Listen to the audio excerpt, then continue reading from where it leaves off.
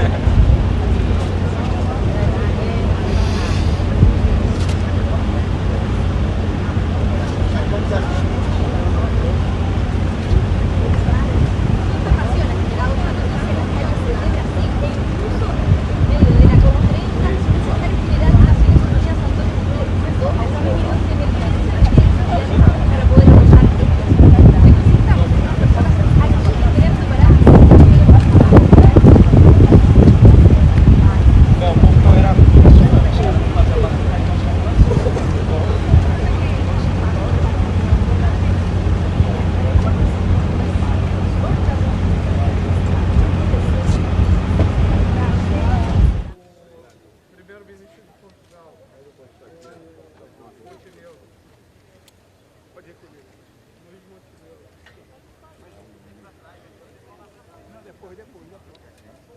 Não viste ali?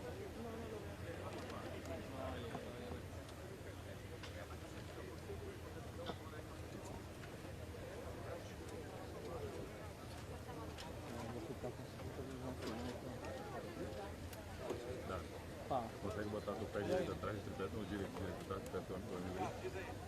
E você vai de... Obrigado.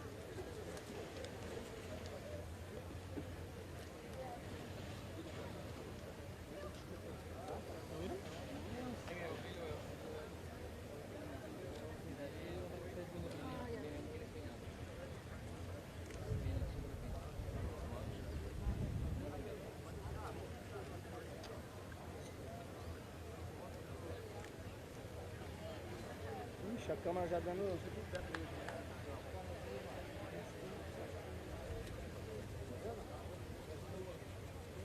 É um barbalho ali, na frente do livro.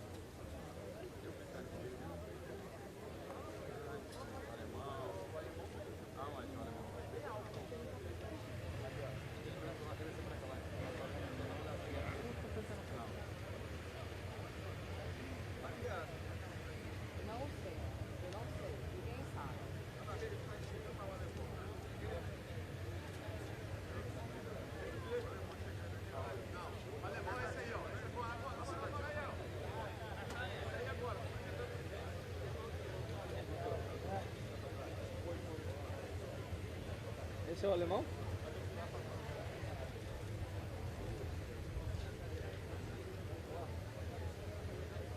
Breno! Stuka, já é pra fazer bico? Oi? É bico? Pode fazer.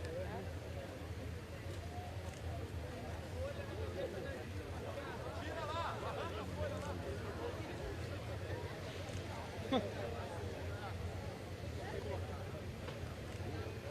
Quer que eu vá?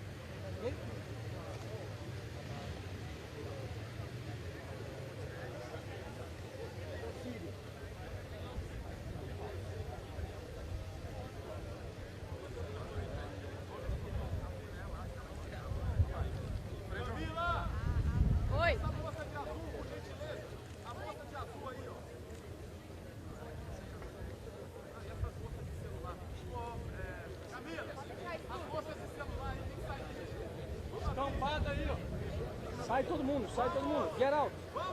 Get out. Cerimonial, deixa o pessoal sair aí de azul, por favor. De azul aí, ó.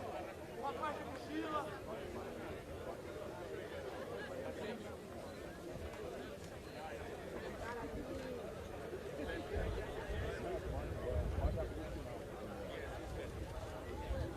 Vamos de mochila.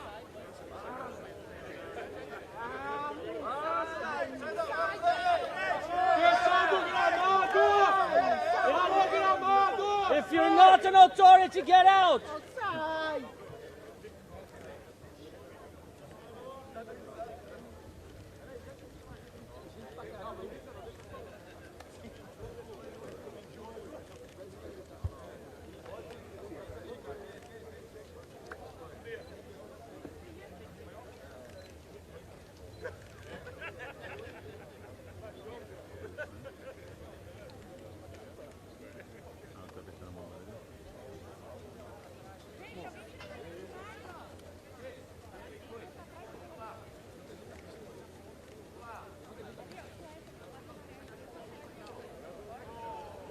If you're not an authority, please stand back.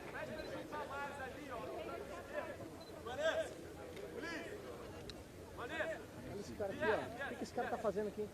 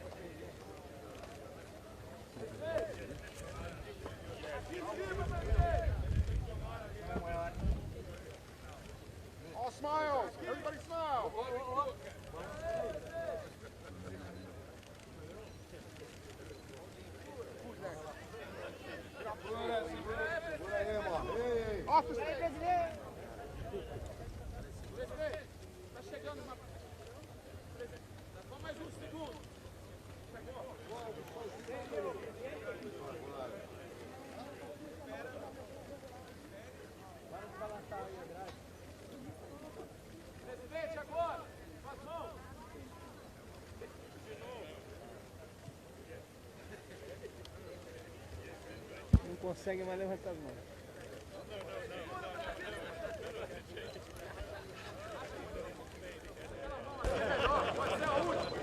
Só mais uma!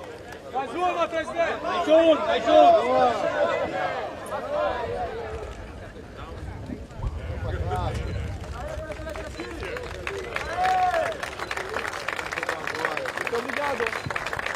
Não levanta, não levanta, não levanta. Não levanta, não levanta. Don't stand up. É pica isso aqui.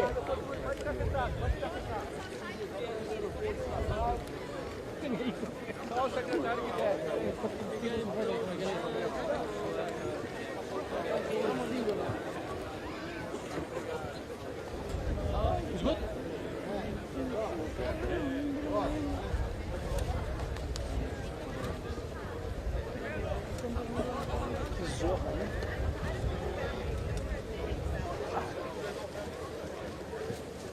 Valeu, irmão. Obrigado.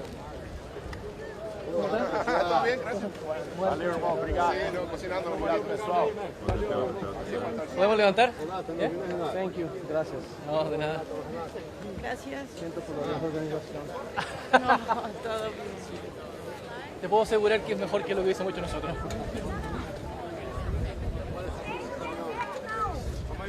A saída é só pela escada, pronto.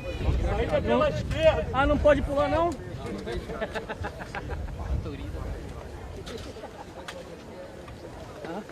That only exists there. Não, 300 movimentos, né? Ao vivo, não ao vivo esquizofrênico. Vai na fé. Tô imaginando aquele shake ali de preto com o negócio na cabeça. Nossa, deve estar torrando, né?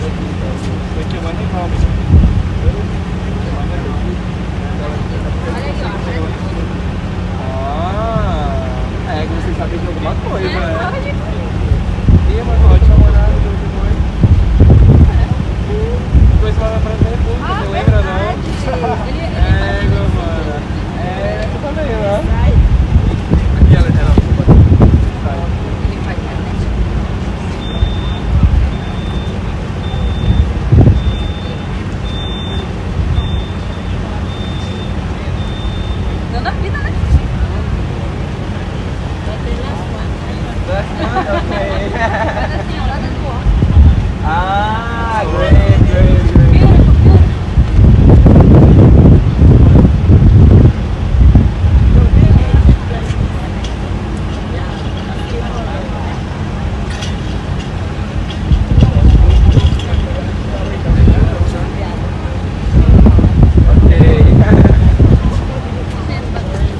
Imagina se a gente não trouxesse.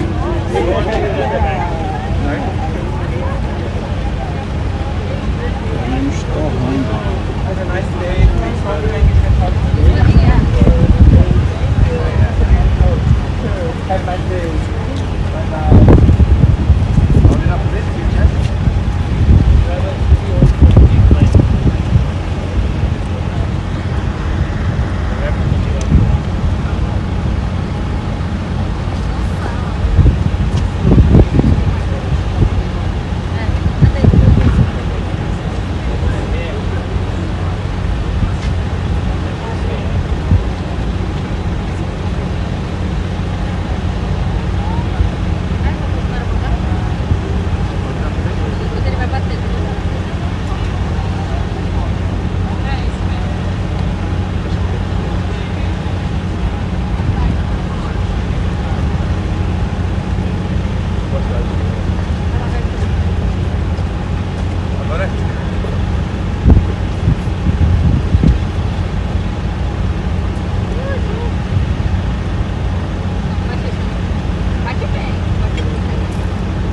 Os eventos, as palestras, vão até que horas da noite aqui?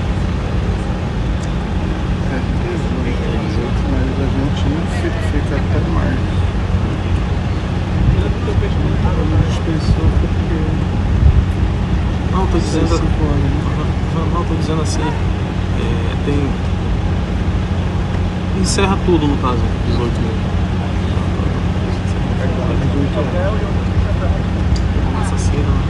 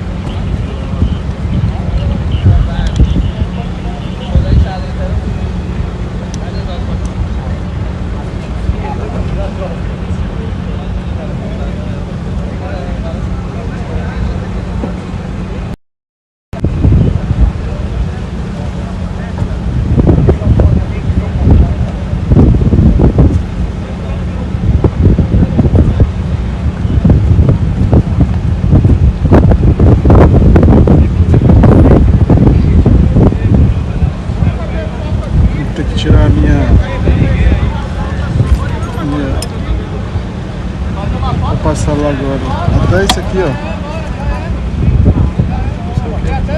Ah, o 5? Chegando assim. Viu? Esse aqui ou esse aqui? O Pita. Ah, tá. Vou colocar aqui. Então vai dar trabalho.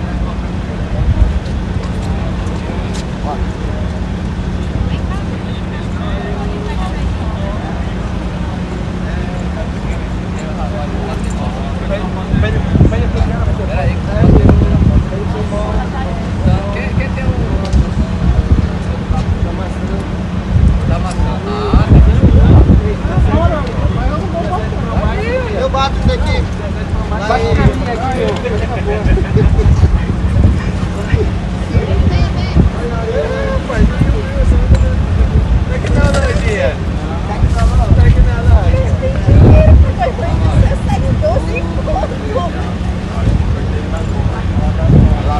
Cop30. Assim é bom, né? Aí no meio da Pode, entra. Ele vai bater. não, eu não vou bater. Quem vai bater? bate aqui. Opa, lá ele, lá ele. Bate lá. Bota ele pra mim,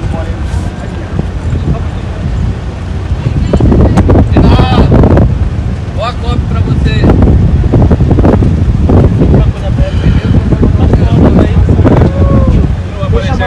Deixa mais. Vai aparecer aqui no Silas. Vai aparecer só o careca do Silas aí. Esse é melhor. Eu tô lá dentro. Peraí, que o cabelo tá bagunçado. Peraí. Aí. Vai lá. Fogo. Check it with that. Você tem? Ok. Get the Cop30 here. Oi.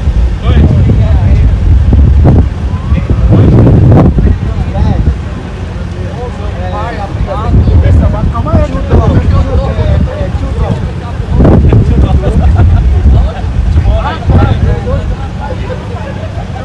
You are me. What's your name? Very nice to meet you.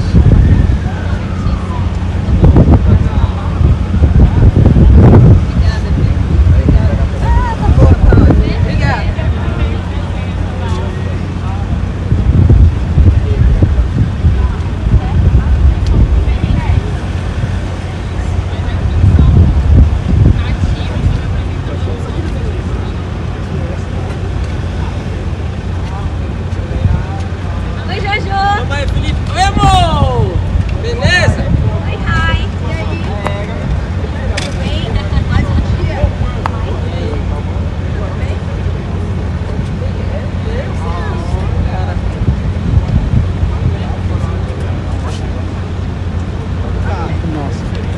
Aí, aqui fora tá mais quente que lá dentro. Não, o rosto tava geladão lá dentro.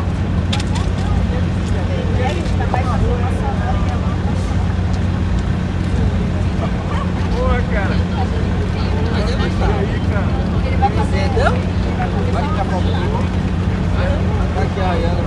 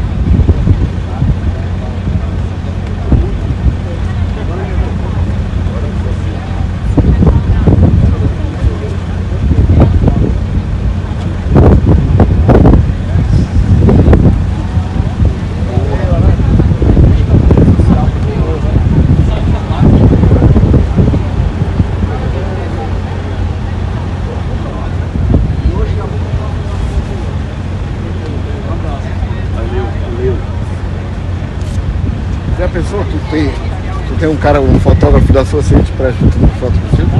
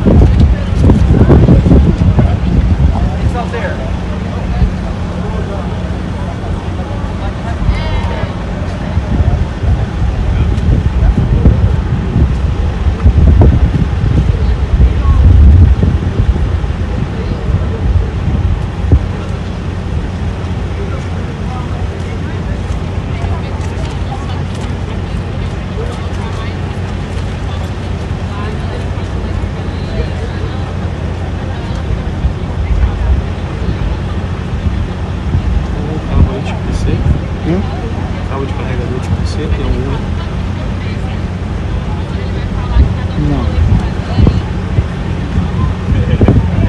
Acabou você não? Não, 20%. Mas na hora que terminar aqui, aí tu pode pegar. Mas bem que aqui o meu é iPhone. Lá no carro buscar.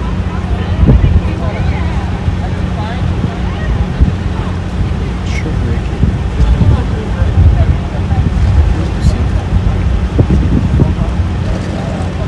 Como tá muito claro aqui, aumenta pela iluminação.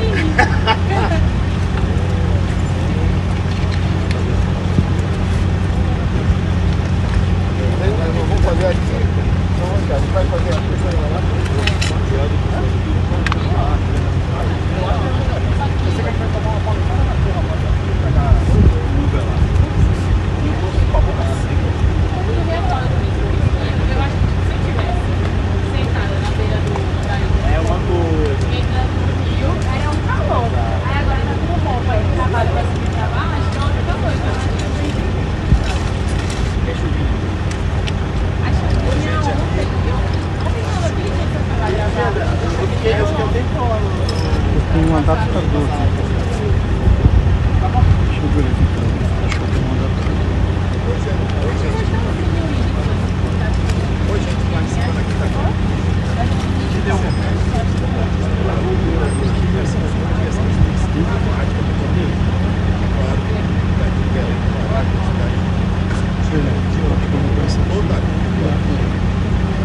Mas eu vou precisar disso.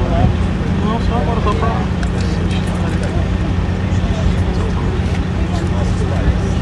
É muito mais prático. Vamos lá, prepara aqui. Eu acho que é melhor aqui no canto. Ai, ai, ó. Pegou. Ah, lembrança.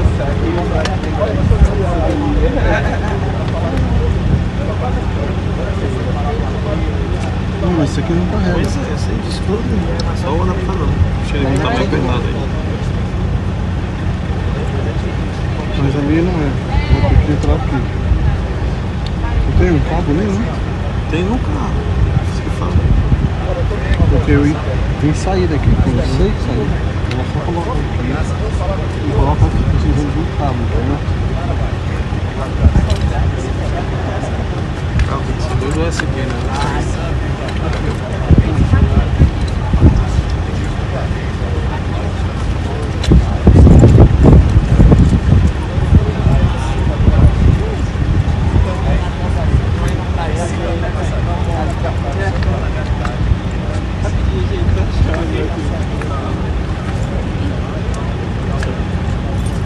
Entrada.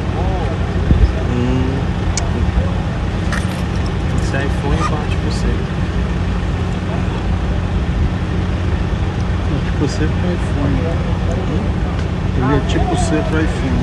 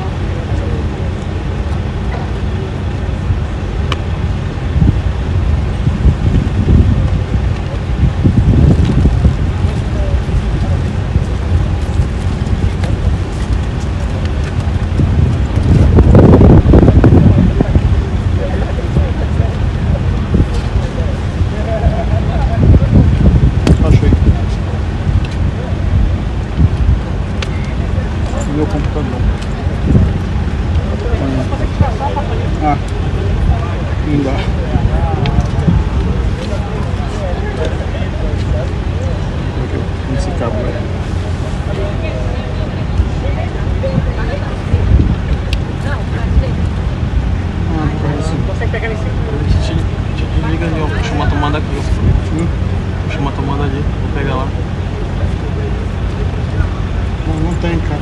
Ah, sim, sim. Eu não gostaria. É bivolt, é? Adorei o cara. Uma amiga respondeu assim, ele é pai do grande amigo meu,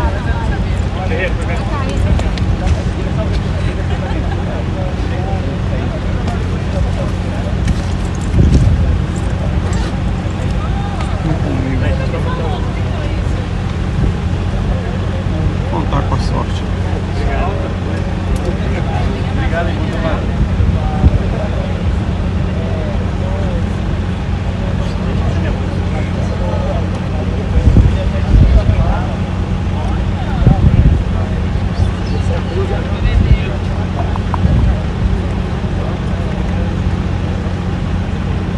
Certo aqui não? Tá? Estão vivo? Tô ouvindo.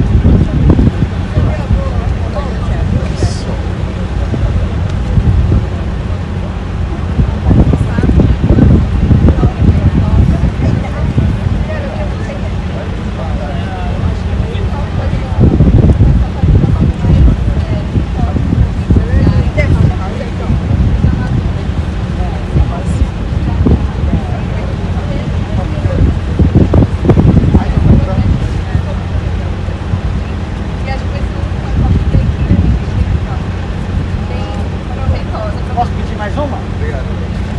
Pode? Come on, come on. Bora, come on, come on. Tell stories.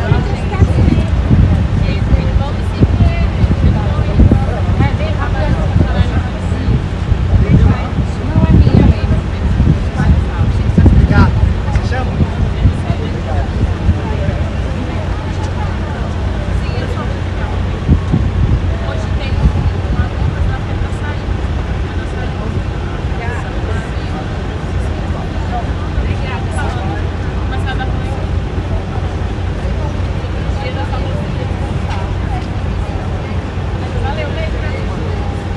Que era que tinha lá no em Castanhal? Eu tenho Luiz. Era uma outra TV. Uma TV da China.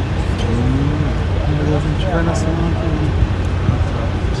Eles fazem só de eu acho que eles querem pegar alguma plantação de alguma coisa, produção de alguma coisa. Não sei se é de carne, de leite. Vou ver esse pessoal aqui, eles vão fazer contato com todas as TVs do mundo. Ready, Tim? You gonna get in? 2 e 3 pode Yes. 1, 2.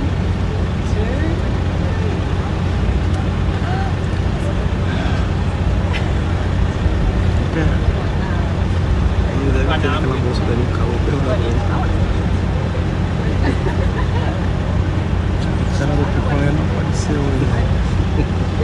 fechada aqui. Furou a bolha.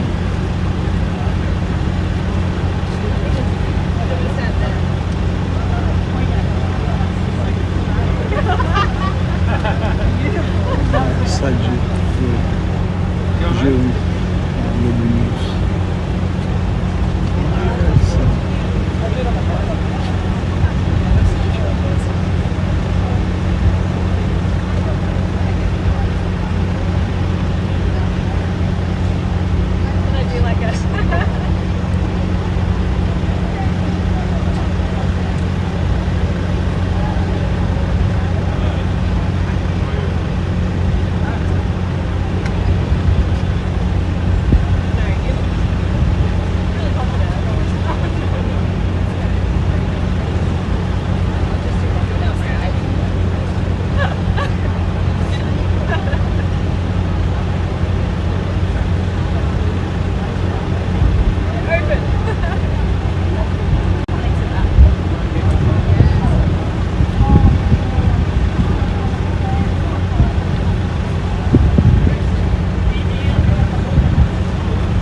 Oh, nice.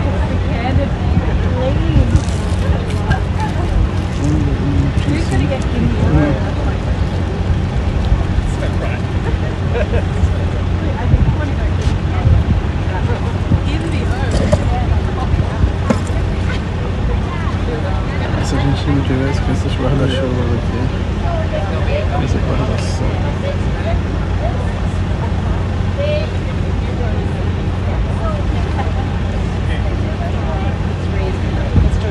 Try and get a bus back.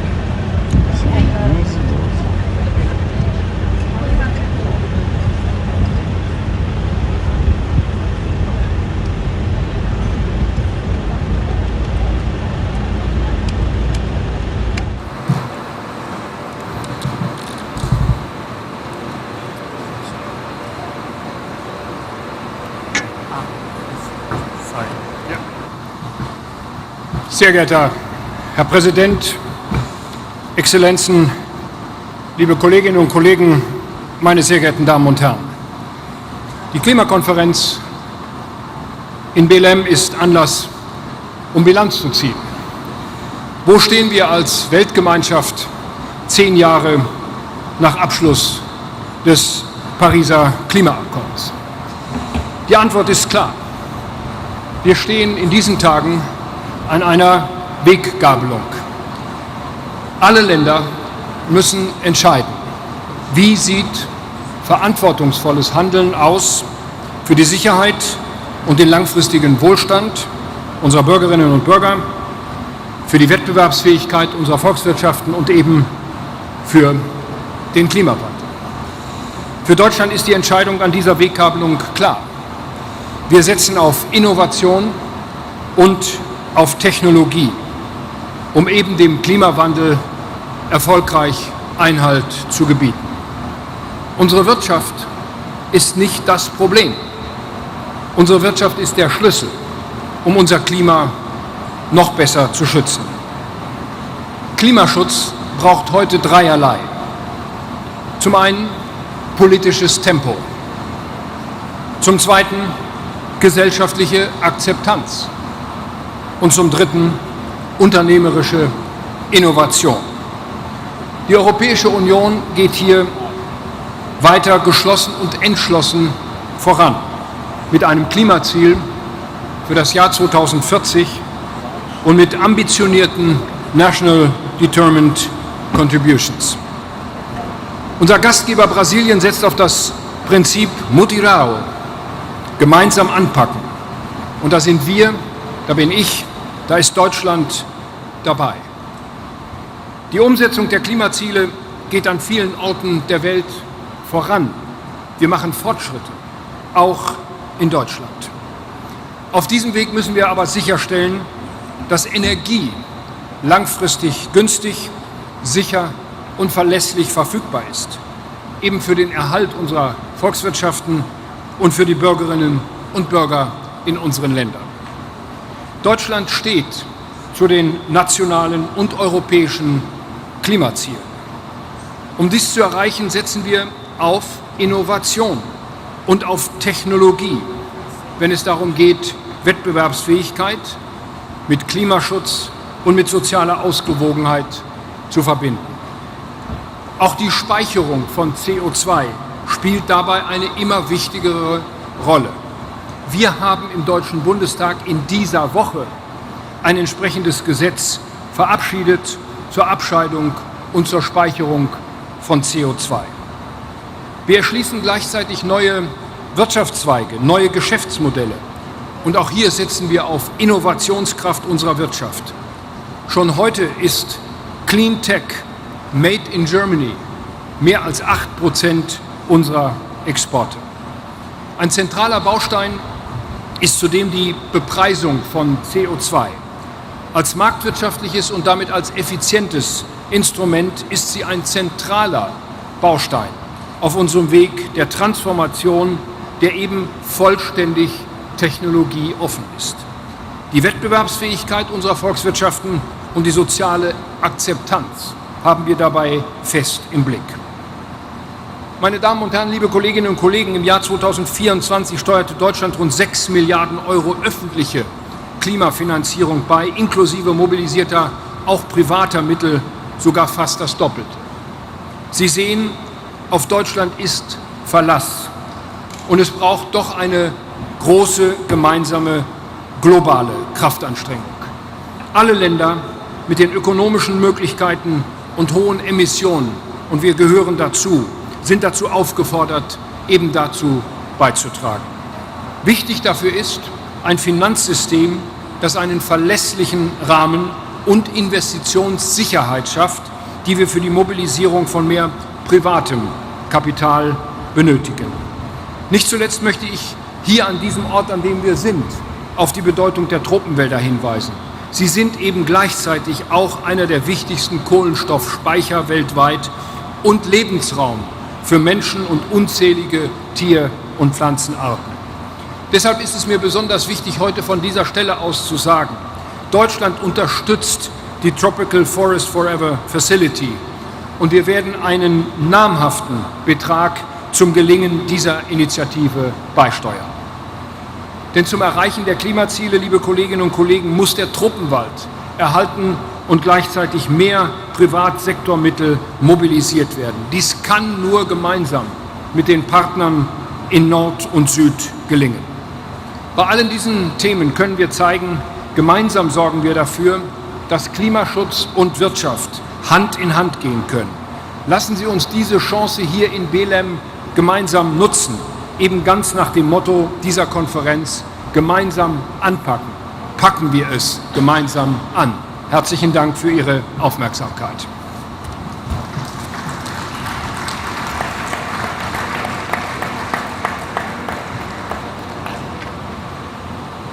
Neste momento, companheiros e companheiras, autoridades participantes dessa segunda mesa temática. Eu queria dizer para vocês que nessa segunda sessão temática da Cúpula de Belém, vamos abordar os desafios para uma transição energética justa, ordenada e equitativa. A ordem do dia prevê a participação do meu amigo, secretário-geral das Nações Unidas, Antônio Guterres, e de um representante da sociedade civil.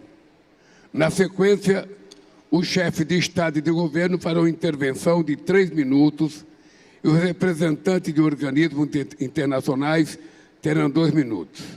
Agora, antes de eu fazer o meu discurso, eu vou chamar para um vídeo que vai passar para vocês assistirem.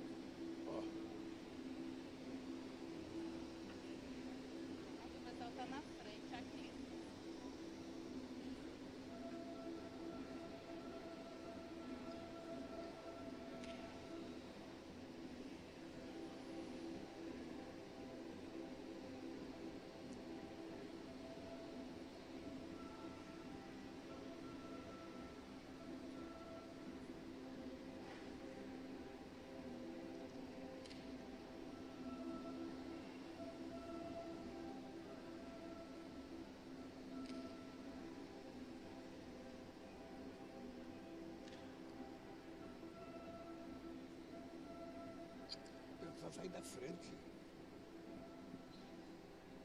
Quando for passar vídeo, o pessoal tem que sair da frente, cara. Vamos lá. Bem,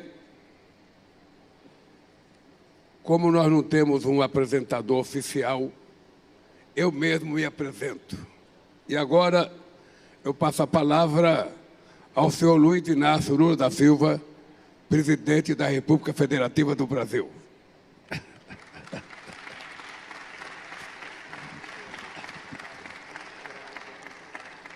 As decisões que tomarmos com relação ao setor energético definirão o nosso sucesso ou o nosso fracasso na batalha contra a mudança do clima. Foram necessárias 28 COPs do clima para nos comprometermos em Dubai com uma transição energética justa, ordenada e equitativa. A Terra não comporta mais um modelo de desenvolvimento baseado no uso intensivo de combustíveis fósseis que vigorou nos últimos 200 anos. 75% das emissões de gases do efeito estufa têm origem na produção e no consumo de energia. Não podemos nos omitir ou intimidar diante da magnitude desses dados. Já sabemos que não é preciso desligar as máquinas e motores, nem fechar fábricas ao redor do mundo de um dia para o outro. A ciência e a tecnologia nos permitem evoluir de forma segura para um modelo centrado nas energias limpas. Essa transformação já está em curso. O uso de renováveis triplicou nos últimos 10 anos. No primeiro semestre de 2025, a energia renovável se tornou a maior fonte individual de geração de eletricidade no mundo, ultrapassando o carvão. Em muitas regiões, as energias solar e eólica já são mais baratas do que a gerada por combustíveis fósseis. O preço das baterias caíram 90%. O Brasil não tem medo de discutir a transição energética. Somos líderes nessa área há décadas. Ainda nos anos 70, fomos o primeiro país a investir em larga escala em alternativas renováveis. 90% da matriz elétrica nacional provém de fontes limpas. Também somos pioneiros no desenvolvimento de motores flexíveis e o segundo maior produtor mundial de biocombustíveis. Nossa gasolina tem 30% de etanol em sua composição e nosso diesel conta com 15% de biodiesel. O etanol é uma alternativa eficaz e imediatamente disponível para a adoção nos setores mais desafiadores, como a indústria e o transporte. É lamentável que pressões e ameaças tenham levado a Organização Marítima Internacional a adiar esse passo. A transição energética representa um novo paradigma de desenvolvimento e uma grande oportunidade para promover transformações estruturais na sociedade e na economia. Em 2023, o setor foi responsável por 10% do crescimento do PIB global e empregou 35 milhões de pessoas. É impossível discutir a transição energética sem falar dos minerais críticos essenciais para a confecção de baterias, painéis solares e sistemas de energia. Para gerar emprego e renda e gozar de segurança energética, os países em desenvolvimento precisam participar de todas as etapas dessa cadeia global de valor. Senhoras e senhores, apesar dos avanços, 2024 registrou um novo recorde de emissões de carbono do setor energético, o maior índice desde 1957. Os incentivos financeiros, muitas vezes, vão no sentido contrário ao da sustentabilidade.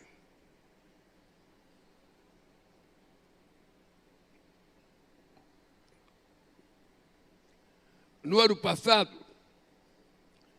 os 65 maiores bancos do mundo se comprometeram a conceder 869 bilhões de dólares para o setor de petróleo e gás.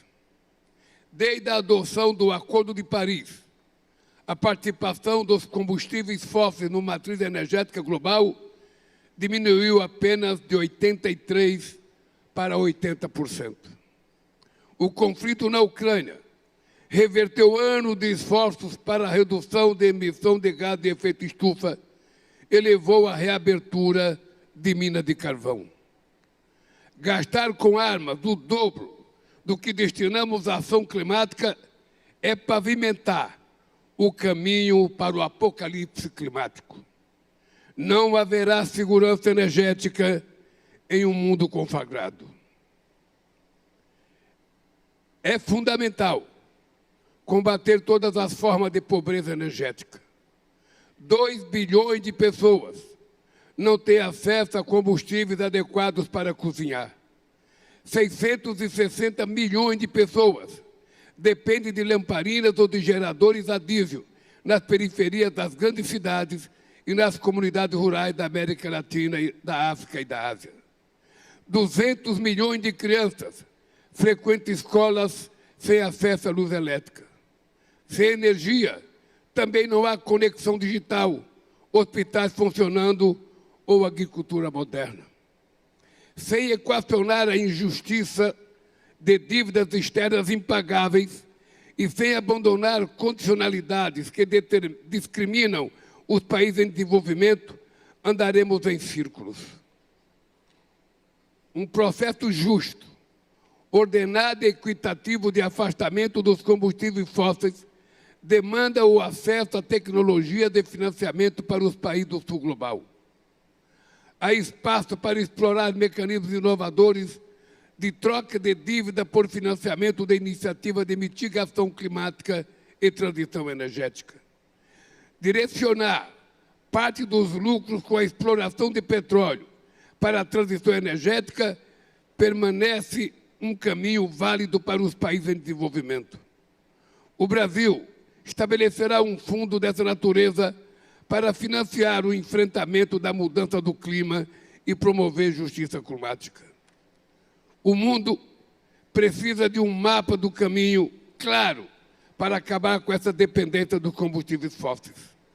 É tempo de diversificar nossas matrizes energéticas, ampliar as fontes renováveis e acelerar a produção e o uso de combustíveis sustentáveis. Isso requer alguns compromissos centrais. Em primeiro lugar, implementar o Acordo de Dubai de triplicar a energia renovável e de dobrar a eficiência energética até 2030. Em segundo lugar, colocar a eliminação da pobreza energética no centro do debate e incluir metas de cocção limpa e de acesso à eletricidade nos planos climáticos.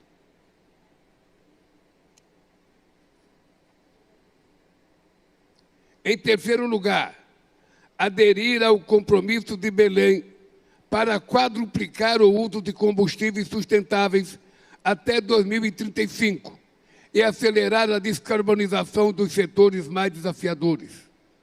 Os cientistas já cumpriram seu papel. Nesta COP, os negociadores devem buscar entendimento.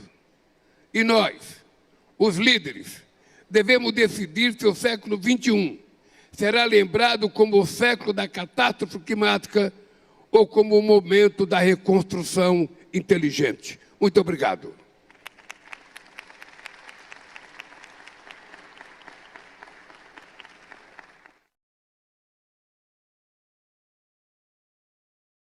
Of 1.3 trillion US dollar, which must... Antônio Guterres.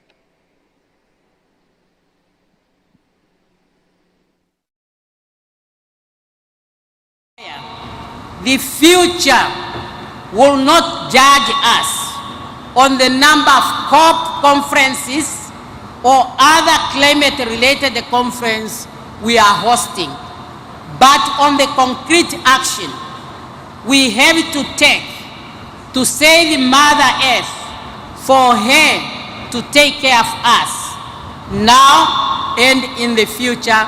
I thank you for your kind attention.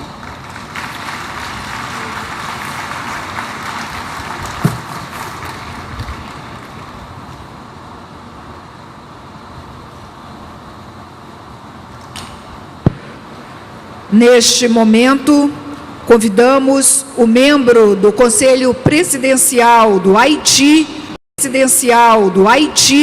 Augustin Smith.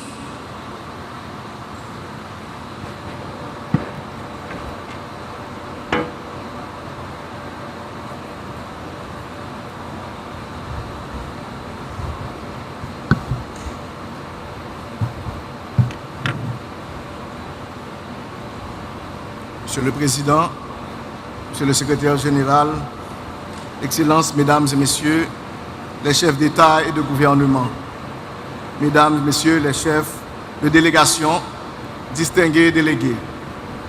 C'est avec un profond sentiment de responsabilité que je porte aujourd'hui la voix du peuple haïtien à cette 30e conférence des parties à la Convention cadre des Nations Unies sur les changements climatiques.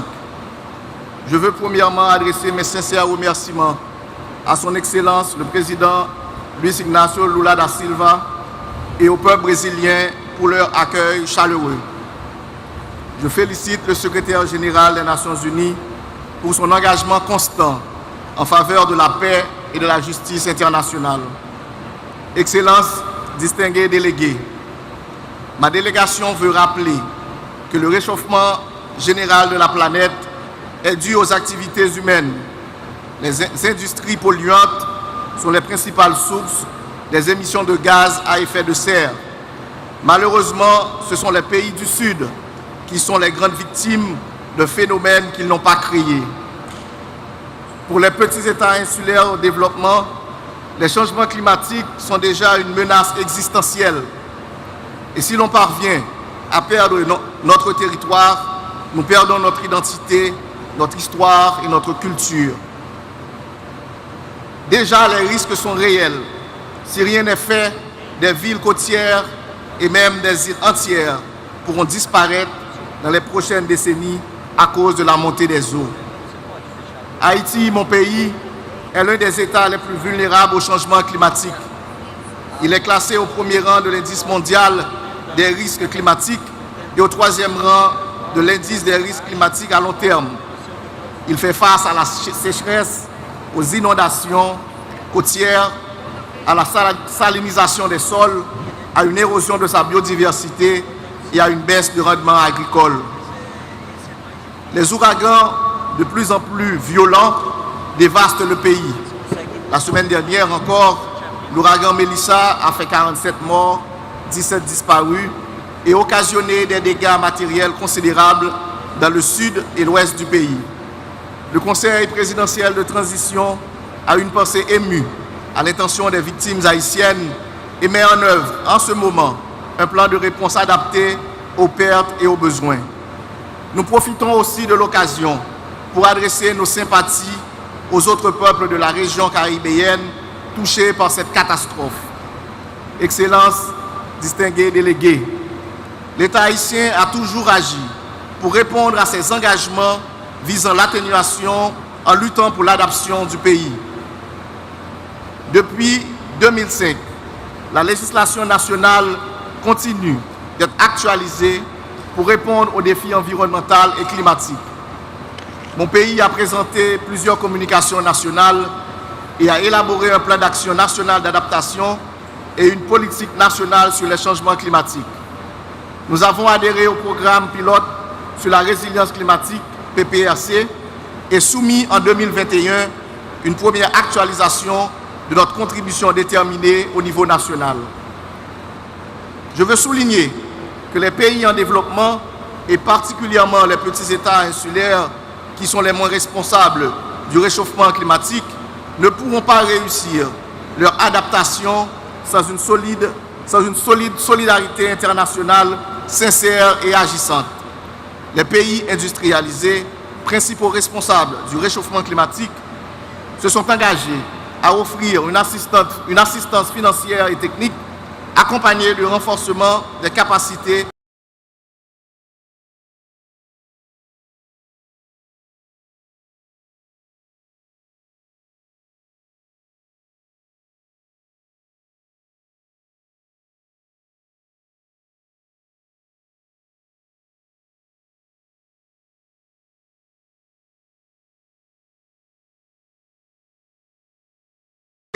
de notre planète commune.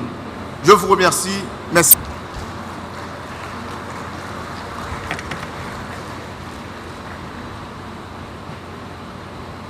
Temos agora a manifestação do representante da Somália, vice-primeiro-ministro Salah Ahmed Jama. Ministro Salah Ahmed Jama.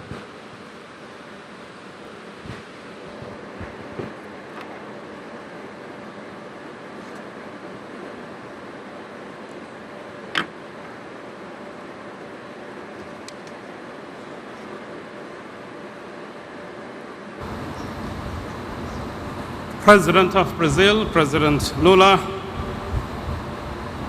dignitaries, heads of states, greetings to you all. And let me begin by thanking the government and the people of Brazil for their generous hospitality accorded to all of us. Ladies and gentlemen, from the Amazon rainforest to the Congo Basin, from the savannas of Africa to the prairies of North America, the beautiful coast of Rio de Janeiro, all the way to the Sahel coast and the beaches of Mogadishu. Forests are vanishing, water levels are rising, and in turn, people's livelihoods are being disrupted. And we are, in a nutshell, living in a planet in crisis. Therefore, when the President of Brazil and his government chose this venue and this city adjacent to the Amazon forest as the venue for COP30, it is meant to inspire us to think as to what we have and what we need to save that Mother Nature gave us. For those that still continue to question the impact of climate change, perhaps a close look at the unfortunate disasters unfolding in the Caribbean and other small island countries should be enough to give us an alarming bells. The intensity of the Hurricane Melissa is a telling case of climate change impact, and it is deadly consequence. I speak on behalf of my country, Somalia, a nation that contributes to less than 0.019% of global green gas emissions, and yet is ranked as one of the top 3 most hard-hit countries in the front line of climate change crisis. For Somalis, climate change is not a distant future. It is here and happening. It is the mother that has to walk tens of kilometers to fetch water. It is the pastoralist that is losing his herds in a matter of no time due to recurring droughts. And it's the child that ends up in a camp suffering from hunger and subject to disease. This is not a statistics, but a story of human suffering and survival. Ladies and gentlemen, Somalia comes to the COP30 with hope for action, armed with clear plans and strategies. We have submitted our 3rd generation NDC and advanced our National Adaptation Plan, both embedded in our National Transformation Plan. Our priorities are very clear. The first priority is adaptation and resilience at a large scale. Our National Adaptation Plan, estimated at $6.3 billion by 2025, we seek partnership that builds early warning systems, climate-smart agriculture, resilient health systems, and climate-proofed infrastructure. For Somalia, adaptation is not a charity, but justice. Particularly women and youth who bear the heaviest burdens must be empowered and engaged.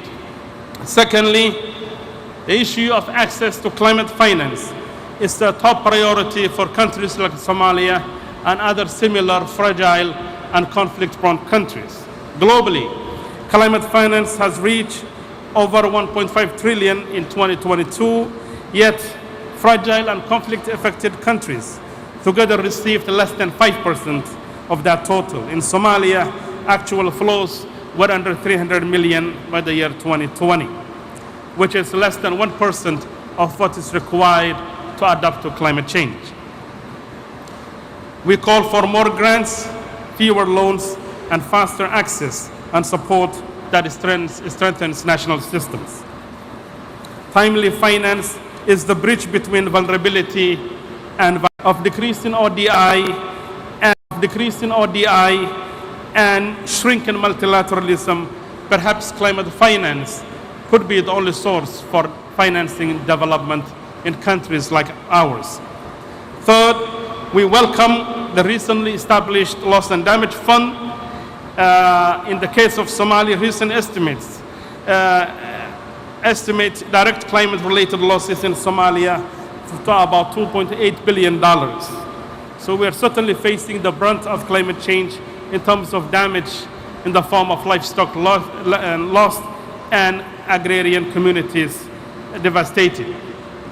We welcome the new fund, but urge rapid capitalization and action because every delay deepens suffering and erodes hope.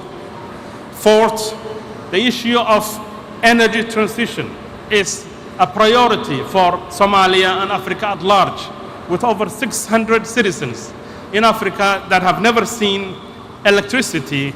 We intend to transition to green energy, but in a just and transferable manner.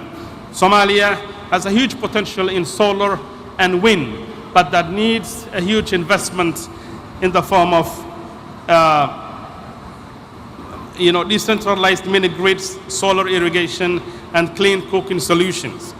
And finally, climate impact and adaptation is intrinsically linked to peace, stability, and they are both inseparable. In Somalia, droughts and floods displace families, fuel conflict, and undermine stability. That's why climate action is peaceful action, an investment in security and dignity. Excellencies, the Paris Agreement promised equity, yet the gap between promise and practice continues to widen. Those least responsible must not bear the heaviest burden. Finance must be accessible, technology must be transferable, and decision-making must be inclusive, so that vulnerable nations can shape their own climate future.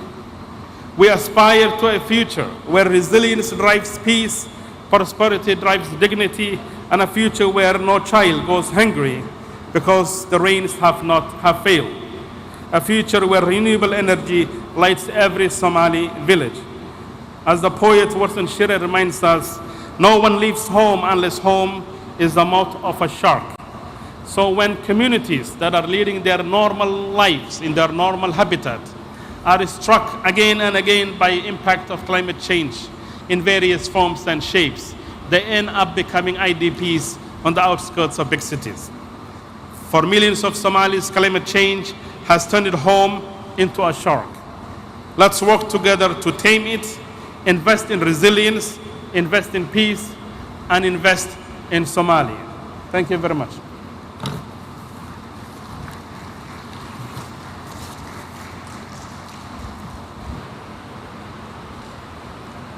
Chamamos agora para a manifestação o vice-presidente da Quênia, Kithure Kindiki.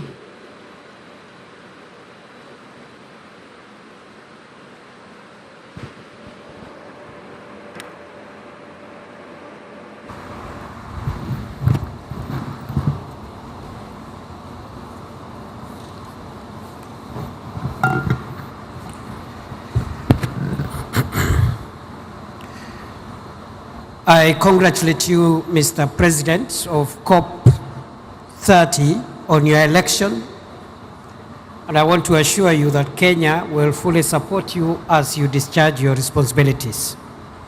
Excellencies, the devastating effects of climate change continue to ravage our planet. This year, various parts of the world continue to wipe out life, reversing the gains in our development agenda. As I traveled here, Excellencies, we are still searching for scores of people who went missing after a mudslide affected one part of our country. And this has become now common than it was before. Such incidents have become common. Kenya is committed to addressing further climate change-induced harm.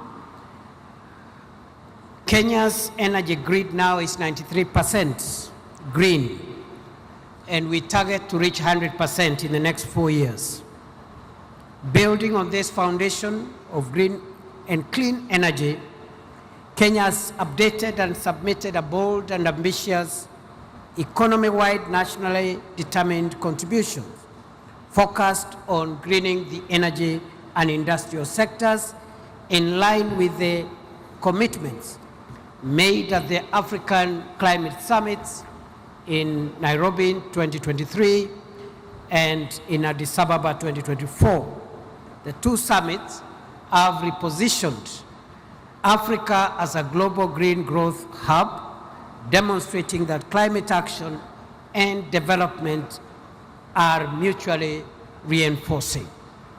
Excellencies, Africa can help the world in the transition to green energy because Africa has the world's largest untapped renewable energy resources, vast critical mineral resources essential for energy transition, and a youthful demographic that can power the next phase of global manufacturing. However, global investment in Africa has been minimal and slow. Less than 2% of the $3 trillion invested in renewable energy over the last 2 decades has reached Africa, with 600 million people on the continent left without access to energy. Kenya alone needs $62 billion by 2030 to implement our climate commitments. And of this, we've only received $50 million, a paltry 0.08%.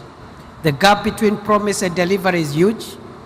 And sadly, every dollar delayed, every bureaucratic obstacle, and every failed commitment has a human cost.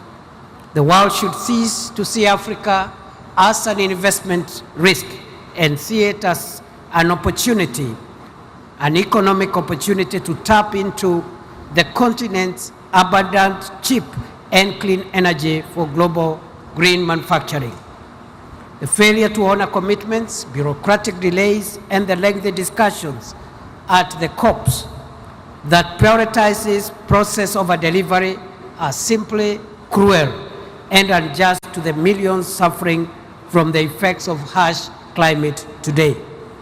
To achieve different results, 3 things needs to be done. 1, Cop30 ought to be the COP which will dramatically change our climate financing architecture from incremental pledges in billions to actual disbursements of the trillions required to match the scale of the climate crisis. Thus, the new collective quantified goal must be set at a level commensurate with the trillions required to achieve the 1.5 degrees Celsius goal.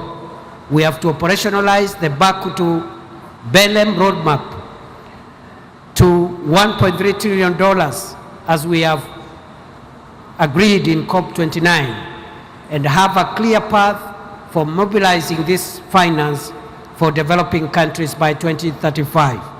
This finance must be new and additional to the development, to overseas development assistance, predominantly grant-based, for adaptation and for loss and damage, designed to avoid compounding Africa's debt crisis. Number two, we must urgently reform the current global financial architecture to make capital more accessible and affordable for climate action in the developing world. And number three, and lastly, climate policies must integrate the empowerment of women, the youth, and farmers to ensure that the benefits of a green economy are equitably shared across communities, gender, and generations, and that the 1 billion people in Africa who lack clean cooking amenities are prioritized. Thank you.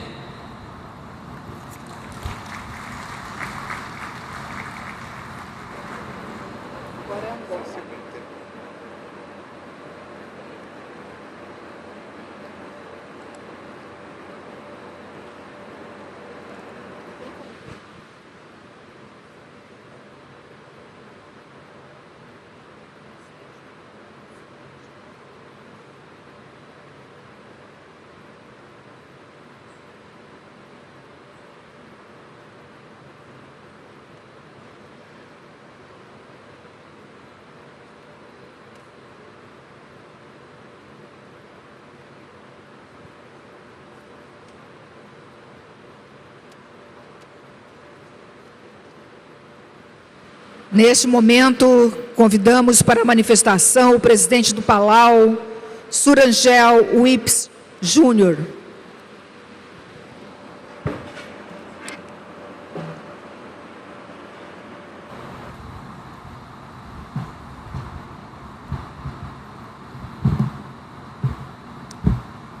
Excellencies, distinguished delegates, and friends, Ali from the big ocean state and island nation of Palau, where the ocean speaks and the land remembers.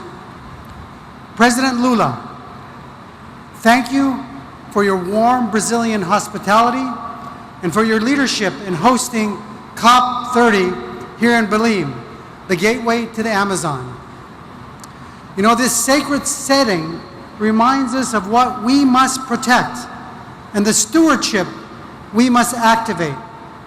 Guided by that spirit, Palau reaffirms its commitment to international cooperation, our most vital tool in confronting the climate crisis.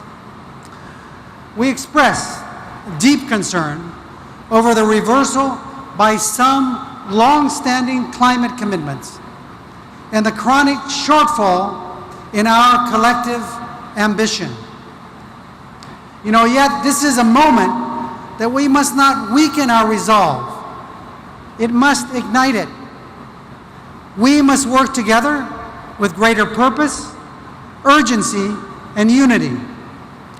We commend Brazil for its leadership in nature-based solutions and urge it, as COP President, to champion frameworks that value not only restoration, but also preservation of intact ecosystems, both marine and terrestrial. Although Palau's share of global emissions is only 0.00002%, our forests and mangroves make us a negative emitter. And even as a negative emitter, Palau launched its NDC 3.0, reaffirming our leadership from the front line. Our targets are bold, a reduction of 44% from our 2015 levels by 2035, and a pathway to 100% renewable energy with critical support from our partners, Australia, Taiwan, Japan, and the ADB. We applaud Brazil's clean energy mix and call for a truly just transition, one that is inclusive, equitable, and responsive to the needs of vulnerable nations. It demands enduring partnerships, catalytic investment, and shared innovation. Transitioning away from fossil fuels is central to this. Looking ahead, Palau and our Pacific family support Australia's bid to host COP31 in the Pacific. Australia is on a strong pathway to reduce emissions and is helping countries like ours accelerate the energy transition and adapt to the worsening climate impacts. Like our presence here in the Amazon, our COPs must reflect the geographic diversity of our shared challenges, both green and blue. The Pacific has long served as the world's moral compass on climate justice, fighting for the 1.5-degree goal, and advancing loss and the damage mechanism, and leading the landmark ICJ advisory opinion. It is now the Pacific's turn, and we look to our host and all of you here to help find a pathway to a successful Pacific COP31 with Australia. It's time. As next year's chair of the Pacific Islands Forum, Palau looks forward to advancing the Blue Pacific's Unlocking Blue Pacific Prosperity Initiative and the Pacific Resilience Facility. These two funds invest in the ocean's role of tackling warming and our vision of becoming the first 100% renewables-powered region in the world. This will help us in reallocating the $6 billion the Pacific spends annually on fossil fuels, and will transform livelihoods and prosperity for our people. As we advance this agenda, let us reaffirm our defining principle: leaving no one behind. Despite strong climate ambitions, Taiwan continues to be excluded from this process. With higher emission reduction targets and science-based actions, Taiwan can help accelerate the global transition. Every capable partner, including Taiwan, must have a seat at the table. And as current chair of AOSIS, I speak as one with my fellow leaders. Our future depends on the 2025 NDC Synthesis Report. And we know it clearly shows we are not on track to limit warming to 1.5. All countries must submit NDCs of the highest ambition and urgently. 1/3 is not acceptable. We need to do better. Equally urgent is our enhanced and accessible climate finance. Our safety and survival are rights, not bargaining chips. And COP30 must deliver the finance that turns ambition into action. You know, Palau's traditional war canoes were manned with warriors to paddle, a chanter to keep them in sync, and a bailer to keep them afloat. We are in a climate war, and the success of our mission is everyone's responsibility. Our survival requires us to chant, bail, and paddle together with unity of purpose as one. Because only together, as the theme of our 80th UN General Assembly reminds us, we are stronger. We envision a Pacific where our children inherit not crisis, but courage and purpose, where our islands are not sinking symbols, but rising beacons of innovation, climate justice, and hope. Obrigado, Kompan Masulang. Thank you.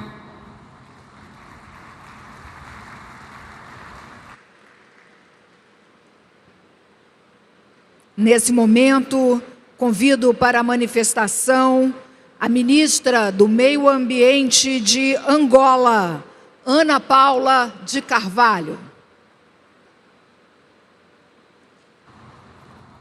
Good morning. I speak in Portuguese. Bom dia. Excelência, Senhor Presidente da República Federativa do Brasil, Excelência, Senhor Secretário-Geral das Nações Unidas, Excelentíssimo Senhor Presidente da Cop30, Excelentíssimo Senhor Secretário Executivo da Convenção do Clima, chefes de Estado e de Governo, distintos delegados, minhas senhoras e meus senhores. É com grande honra e profundo sentimento de responsabilidade que Angola se junta a esta cimeira de líderes sobre o clima, realizada aqui em Belém, Pará, no coração da Amazônia, um símbolo vivo da urgência de equilibrar o desenvolvimento humano com a preservação do nosso planeta. Trago a esta plenária uma saudação especial de Sua Excelência João Manuel Gonçalves Lourenço, Presidente da República de Angola, a quem tenho a honra de representar, que por razões de agenda não pode estar presente nesta terceira edição da Conferência das Partes. Neste momento, Angola celebra com orgulho 50 anos da nossa independência, uma data de profunda reflexão sobre o caminho percorrido e os desafios que ainda nos unem. Apesar disso, o nosso país reafirma o seu compromisso firme com uma agenda climática justa, solidária e orientada para resultados concretos. Angola reafirma a sua determinação em contribuir para limitar o aquecimento global a 1,5 graus, bem como o fortalecimento das comunidades vulneráveis para se adaptarem às alterações climáticas. E estamos a trabalhar no sentido de acelerar a transição para uma economia de baixo carbono. Temos avanços consideráveis no que diz respeito às energias limpas, tendo sido registrado um aumento na nossa eficiência energética, quer por via de fontes de abastecimento hídrico, solares e até mesmo ciclos combinados. Relativamente à gestão de resíduos, também foram dados passos significativos. Temos 2 aterros na província do Namibe, que é uma das 21 províncias que compõem o nosso belo país. Para o OGE 2025 foram previstos 2 centros de valorização de resíduos, um para a conclusão na província do Ambo e outro de raiz na província do Bengo, que atenderá as províncias de Luanda, Bengo e Colibengo. Excelências, minhas senhoras e meus senhores, permitam-me partilhar que Angola é um país rico em recursos naturais, mas também vulnerável aos impactos das alterações climáticas, onde a variedade climática já afeta setores críticos, como a agricultura, os recursos hídricos, a energia e as populações rurais que necessitam de respostas estruturadas e eficientes. Por isso, reconhecemos que a Cop30 não deverá ser apenas uma conferência, mas um marco moral e político para definir o rumo da humanidade perante o maior desafio do nosso tempo, isto é, a tripla crise planetária, onde vivemos diariamente efeitos das alterações climáticas, a perda da biodiversidade e a crescente problemática dos resíduos. Excelências, minhas senhoras e meus senhores, Angola participa nesta COP com um compromisso renovado e concreto. Foi já submetida a nossa NDC3, que traduz a nossa visão nacional de desenvolvimento de baixo carbono, resiliente e inclusivo. Estamos a reforçar metas de mitigação, mas também a colocar a adaptação e a resiliência climática no centro daquilo que são as nossas prioridades, porque para nós adotar é sobreviver, e sobreviver é um ato de dignidade. Acreditamos que a transição energética justa representa uma oportunidade histórica para o continente africano e, em particular, para Angola. A transição que respeita as circunstâncias nacionais valoriza o nosso potencial em energias limpas e garante que ninguém fique para trás. Uma transição justa deve ser também uma transição de justiça ambiental, social e econômica. Trata-se de gerar emprego digno, ampliar o acesso à energia e assegurar a inclusão das mulheres e jovens nas soluções climáticas. Estamos igualmente a finalizar o nosso primeiro Plano Nacional de Adaptação, que será submetido a esta COP30. Este plano integra o clima nas políticas de desenvolvimento, visando proteger os recursos hídricos, agrícolas, reforçar infraestruturas e construir comunidades mais resilientes face à seca, cheias, incêndios florestais que se intensificam a cada ano. A conservação da biodiversidade e a gestão sustentável dos recursos naturais são fundamentais para a nossa soberania ambiental, econômica e social. Mas sabemos que não é possível haver adaptação sem financiamento previsível, acessível e justo. É por isso que nos juntamos à voz dos outros países menos avançados que continuam a enfrentar barreiras desproporcionais para aceder aos fundos que lhes permitem agir. Assim sendo, esperamos que a COP30 seja o início da transformação das promessas em ações reais de financiamento e compromissos em soluções concretas. Excelências, minhas senhoras, meus senhores, nenhum país vencerá esse trabalho sozinho. É por isso que Angola defende firmemente a cooperação Sul-Sul como um dos pilares mais importantes para uma resposta global, mais equitativa, e por isso acreditamos no poder da partilha de conhecimento e na solidariedade entre as nações.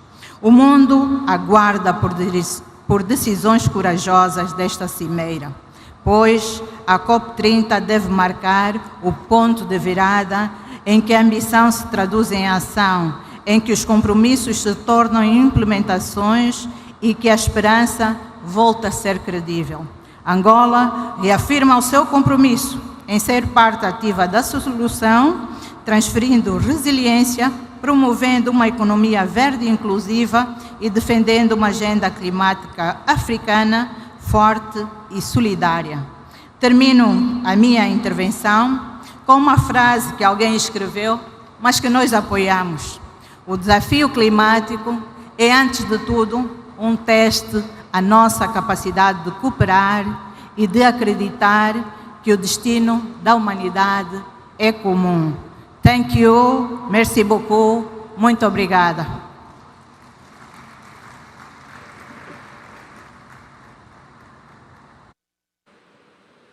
Neste momento, convido para a manifestação o ministro das Relações Exteriores das Ilhas Marshall, Kalani Kaneko.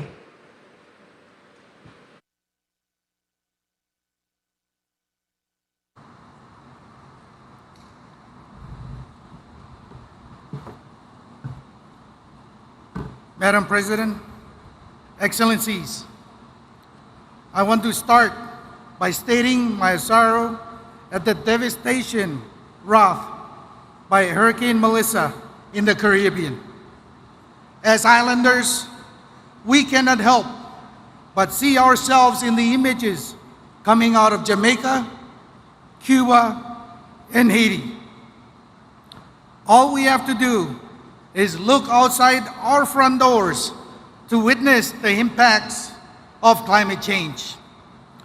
For centuries, we were protected by the vast blanket of ocean that served as a thoroughfare between islands and provided the abundance food that nourished us. And when the swells rose high, the coral reefs that surrounded us provided protective rings to calm the waves. But now the sea rises, the coral dies, and the fish stock leaves our shores for cooler waters. What will happen when the next storm comes to us?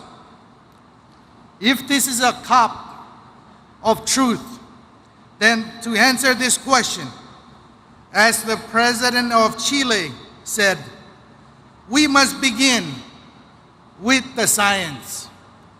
And the International Court of Justice advisory opinion reaffirmed that our response must be a collective one, guided by the best available science in the 1.5 degree temperature limit, grounded in human rights principles of equity, justice, and directed toward ensuring that those most responsible provide support for those most vulnerable.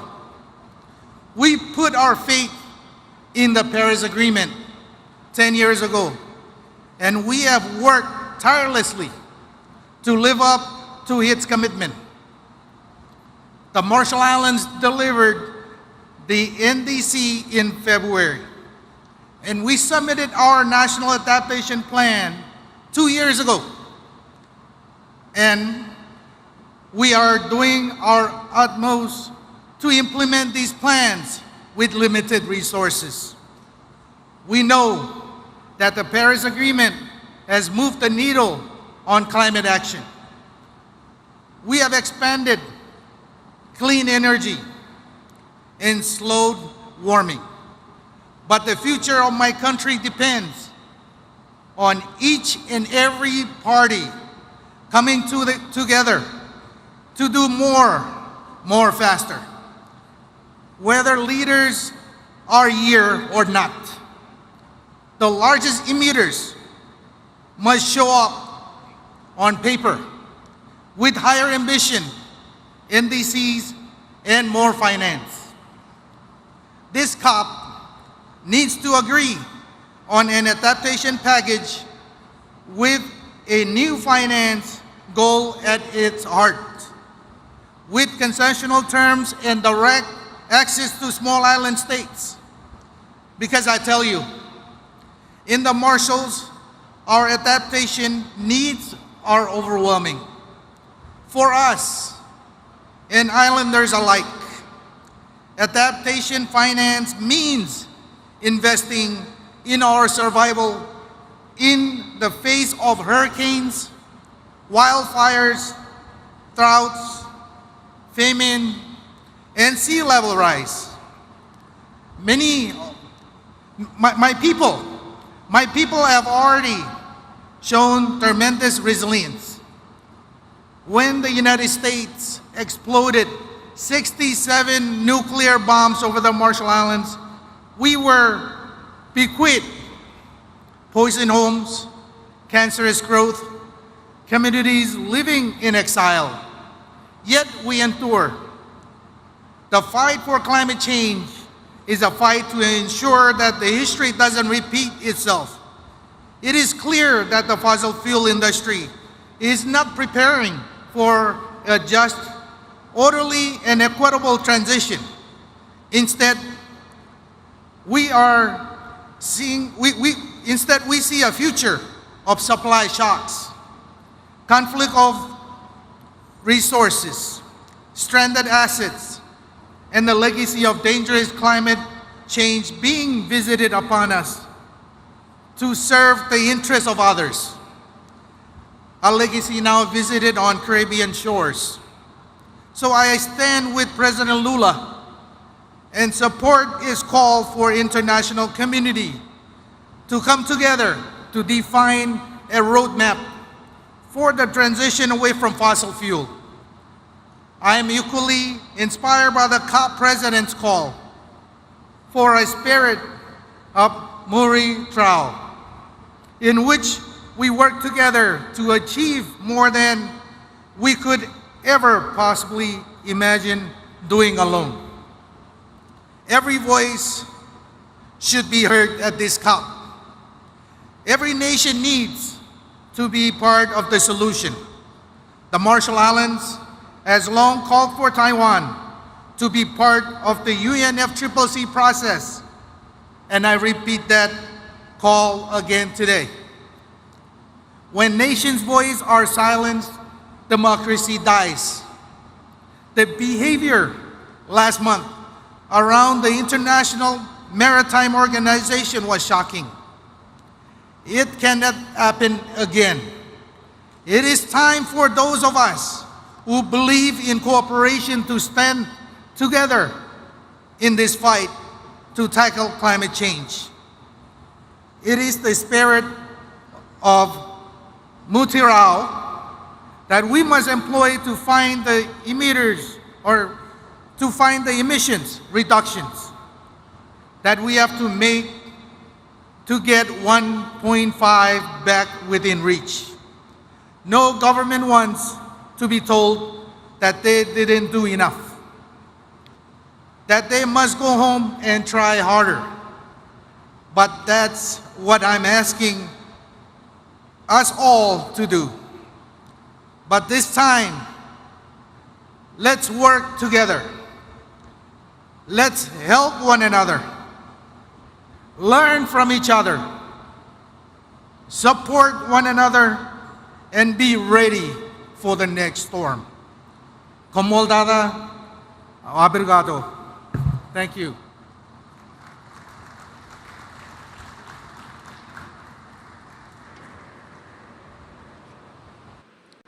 Neste momento, convidamos para a manifestação a chefe do Departamento de Meio Ambiente do Irã e vice-presidente para o Meio Ambiente, Shina Ansari.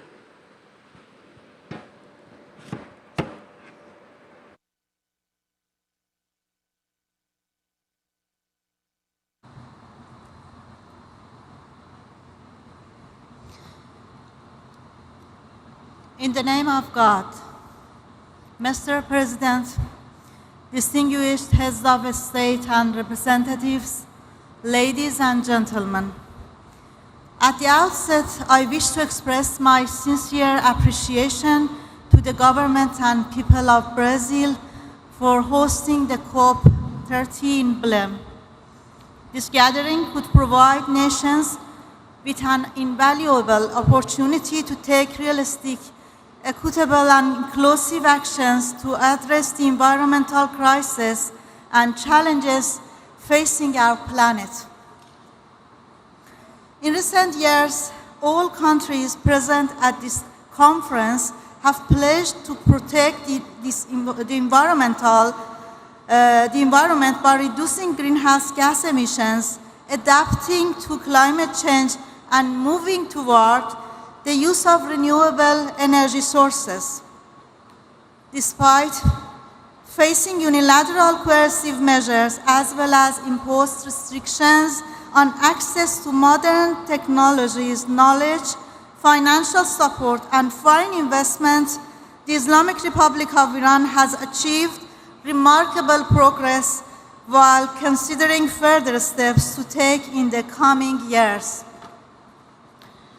Over the past year alone, Iran has increased its solar energy capacity by 75%, expanded wind power generation, being added to a previous target to increase nuclear power capacity, join the BRICS carbon market, and reduce carbon emissions through efficient flare management in its oil and gas fields, such as a 10 billion cubic meters reduction and a further 12 billion cubic meter reduction plan for the next 4 years. Accordingly, transitional fuels and enhanced energy efficiency management projects are underway to enhance the country's resilience to the adverse impacts of climate change. These measures demonstrate Iran's firm commitment to environmental protection. It also emphasizes that despite the mentioned challenges, the Islamic Republic of Iran continues to strive to uphold the right of its people and others to a clean and healthy environment. This does not mean that we overlook major environmental challenges such as prolonged drought and rising temperature, approximately 1.8 centigrade, and a 50 millimeter decline in precipitation over the 50-year period. Rather, it emphasizes that despite all obstacles and being deprived of technology transfers envisioned in the Convention, the Islamic Republic of Iran continues its efforts. Mr. President, the United States, in coordination with its regional proxy, the Zionist regime, has launched military aggression against the Islamic Republic of Iran. This act not only violates international law and constitutes war crimes, but has also caused extensive and lasting environmental destruction. Among the most serious consequences was the release of over 50,000 tons of carbon emissions in Tehran alone. The reckless attacks on Iran's peaceful nuclear energy facilities represent a blatant and deliberate crime that could have led to one of the world's largest environmental catastrophes. This act of aggression is alongside with the 2 years ecocide and a variety of war crimes committed by this outlaw regime in Gaza. These crimes were not only a massacre of innocent people, women and children, but also caused deep environmental damage. Ladies and gentlemen, the Islamic Republic of Iran, while firmly recognizing the inherent environmental and humanitarian threats, continues to believe in the power of international cooperation. Iran stands ready to share its local knowledge and experiences and to engage constructively with other nations and international institutions in advancing our common environmental goals. We are heirs to one earth and one destiny. May we act with respect and justice so that we may pass on a sustainable legacy to future generations. Thank you.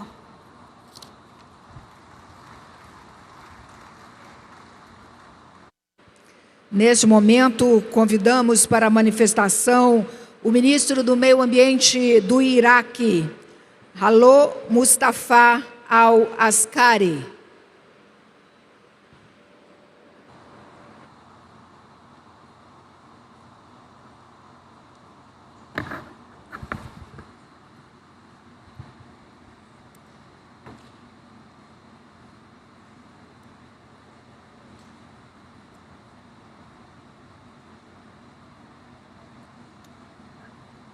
Mr. President, Your Excellencies, distinguished esteemed participants, good afternoon.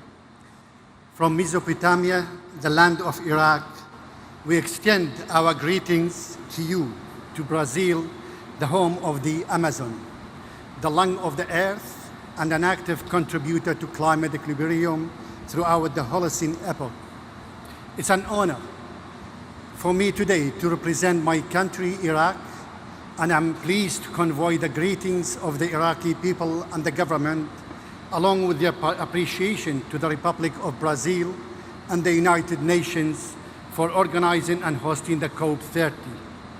This conference is being held in amid of growing global environmental challenges and the increasing impacts of climate change, reminding us that the destinies of our water and air are one, and that the environment knows no borders. And between the Tigris and Euphrates, Iraqi marshes, mountains and desert, and the Amazon, there is a historical and continuous solidarity.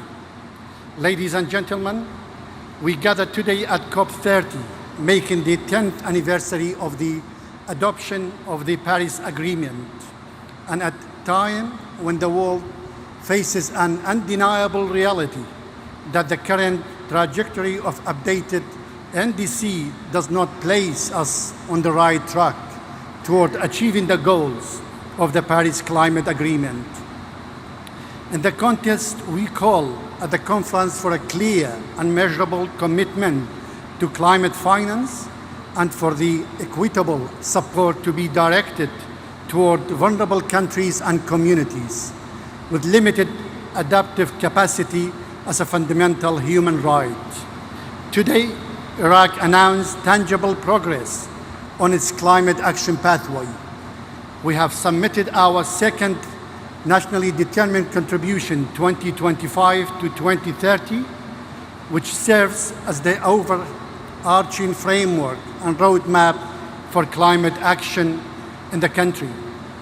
In this document, we have raised our level of ambition to reduce greenhouse gases emissions in full commitment to the Paris Agreement and its provisions. In addition, we have launched 6 other key documents related to climate action. On the other hand, Iraq has taken a significant institutional step by establishing the State of Company for Carbon Economics, aimed at operationalizing the mechanism of Article 6 of the Paris Climate Agreement, engaging with regional and global markets, and put the foundation for a national carbon market. In today's conference, we reaffirm that Iraq is among the world's key contributors to global energy supply and will continue to play this vital role in ensuring the stability of energy and oil markets. However, in parallel, Iraq is advancing the implementation of clear and comprehensive plan to reduce carbon footprint of the energy and of oil industry, as well as to reduce methane emissions. This plan includes ending routine flaring of associated gas by 2028 and improving the efficiency of oil industry operations, expanding renewable energy capacity to reach 12,000 megawatts. In terms of exposure to climate change and the challenges of adaptation and environmental resilience, water scarcity has become an extensional challenge in Iraq, alongside it, waves of drought, desertification, and sand and dust storms are intensifying. The marshes of the southern of Iraq are experiencing frequent droughts that have affected more than 90% of their historical area. Similarly, the mountains and forests of Kurdistan region, as well as the natural ecosystem in eastern and western Iraq, face the same problem. The crisis threatens biodiversity, agriculture, undermines the livelihoods of local communities, increases displacement and migration, and disrupts the routes of the migratory birds.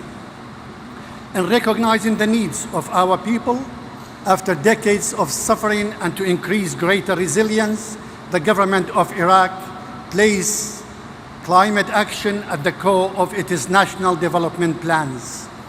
It also places youth, women, academic researchers, civil society, and the private sector at the heart of decision-making and implementation.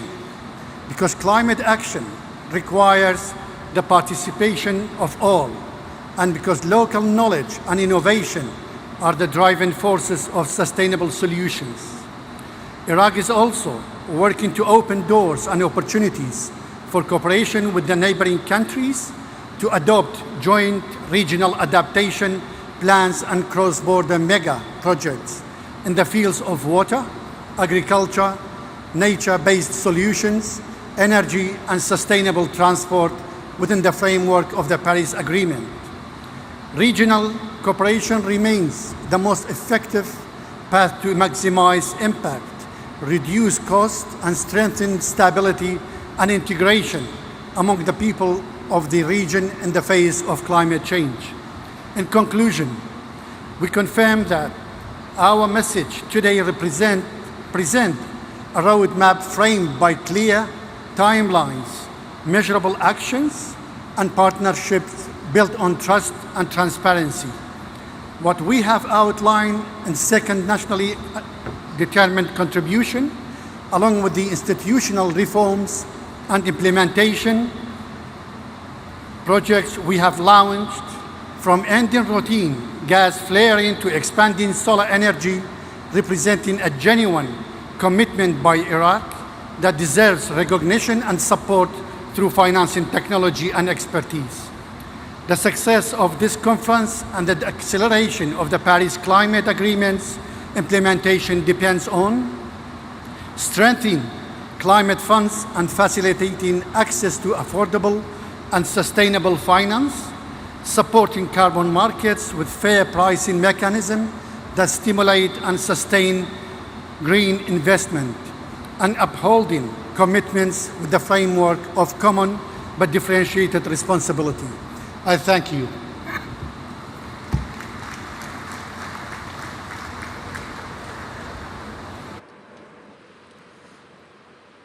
Nesse momento, convidamos o ministro do Meio Ambiente da Jordânia, Ayman Suleiman.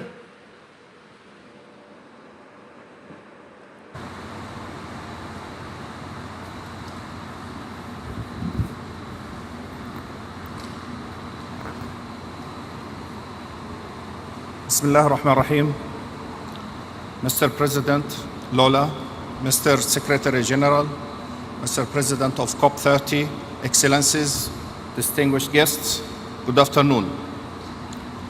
On behalf of His Majesty King Abdullah II and the Hashemite Kingdom of Jordan, I extend our sincere appreciation to the Republic of Brazil and to the people of Belém for hosting this important gathering in the heart of the Amazon, an emblem of nature's richness and fragile alike.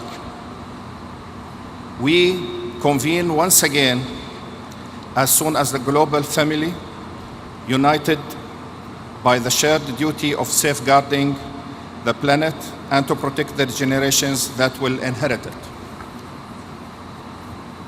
In our region, the Middle East, climate change is not a distant threat.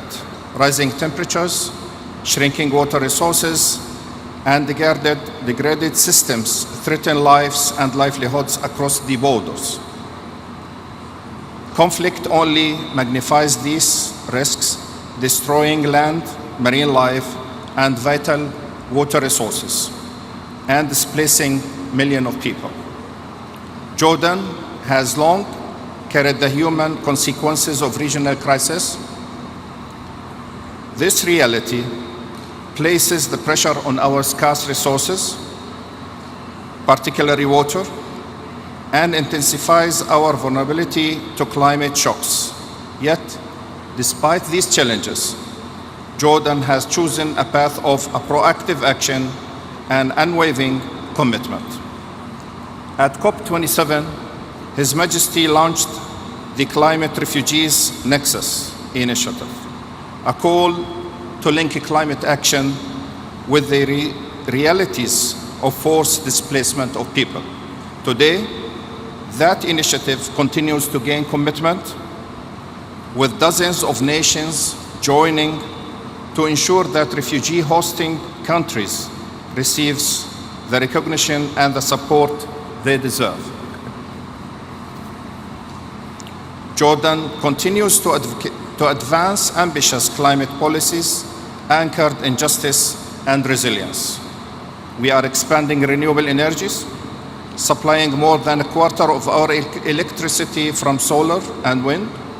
We are expanding water reuse and sustainable agriculture, and restoring ecosystems degraded by the drought and overuse. We are developing green hydrogen projects and regional partnerships to drive a just transition for our people. These efforts form the backbone of our updated nationally determined contributions, reflecting our vision for a climate resilience and low carbon future. But ambition without solidarity will not suffice. We urge this COP to ensure that the new collective quantified goals on the climate finance reflects the principles of fairness, transparency and accountability, and addresses the priority of the vulnerable, including host nations like Jordan, to carry a disproportionate share of global responsibility. The displacement and environmental degradation demand a holistic, inclusive approach, one that unites our efforts for climate peace and humanity dignity. Excellencies, Jordan stands ready to work with all partners on both regional and global levels to advocate practical, evidence-based solutions that empower communities, protect ecosystems, and secure a livable future for all. We call for renewed trust in a multilateral trust built on tangible results, equitable financing, and shared responsibilities. Because in the end, the fight against climate change is a fight for a life itself. And in that fight, no country can stand alone. Thank you.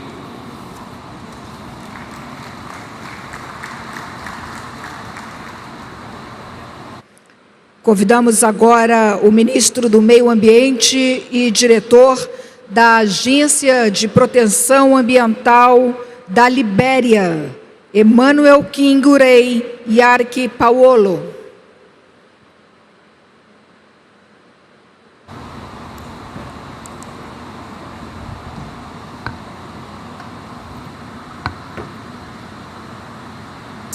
Mr. President, Excellencies, distinguished ladies and gentlemen, on behalf of His Excellency Joseph Yuma Boakai, Senior President of the Republic of Liberia and the resilient, peace-loving people of Liberia, I extend our deepest appreciation to the government and people of Brazil for their hospitality and for hosting this landmark Cop30 in Belém, the heart of the Amazon.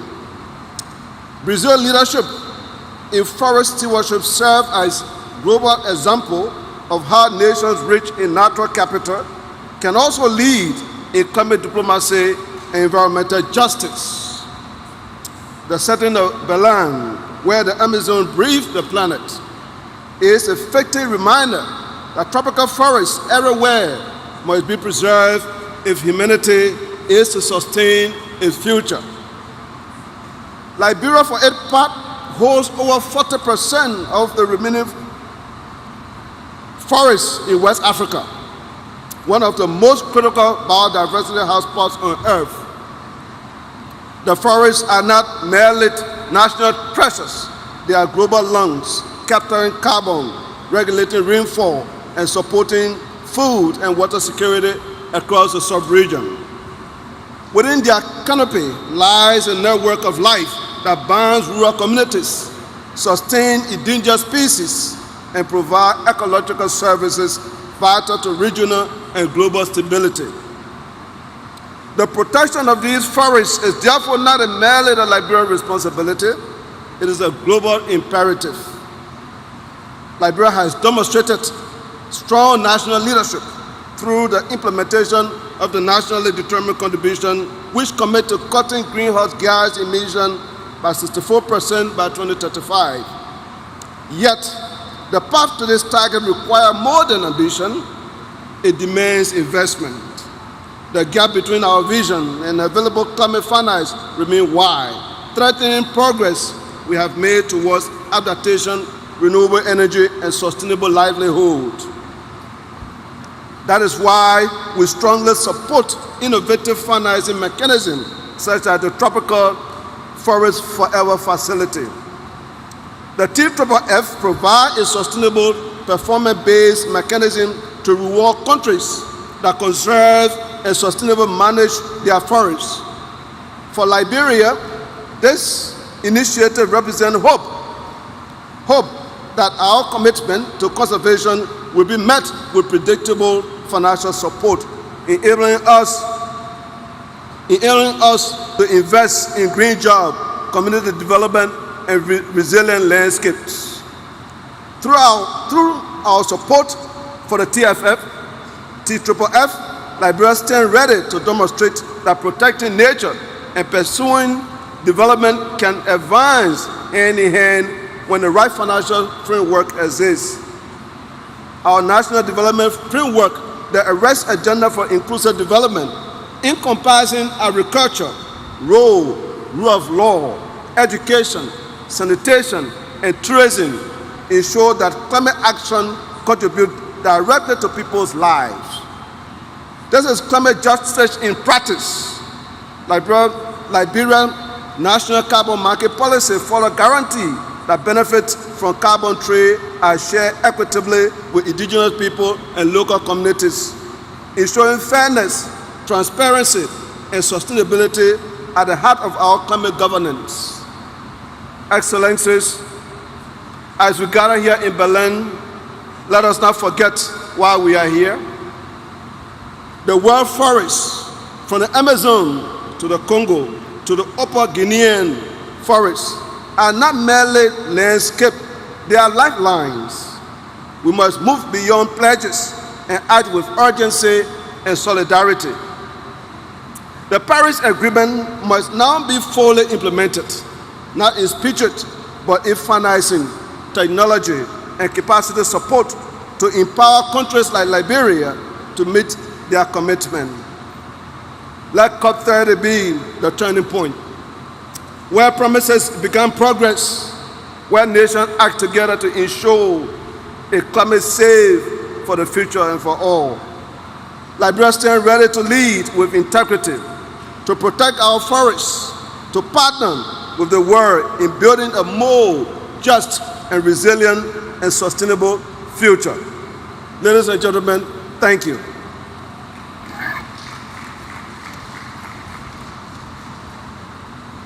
Convidamos nesse momento o ministro do Meio Ambiente da Mauritânia, Messouda Barhan Mohamed.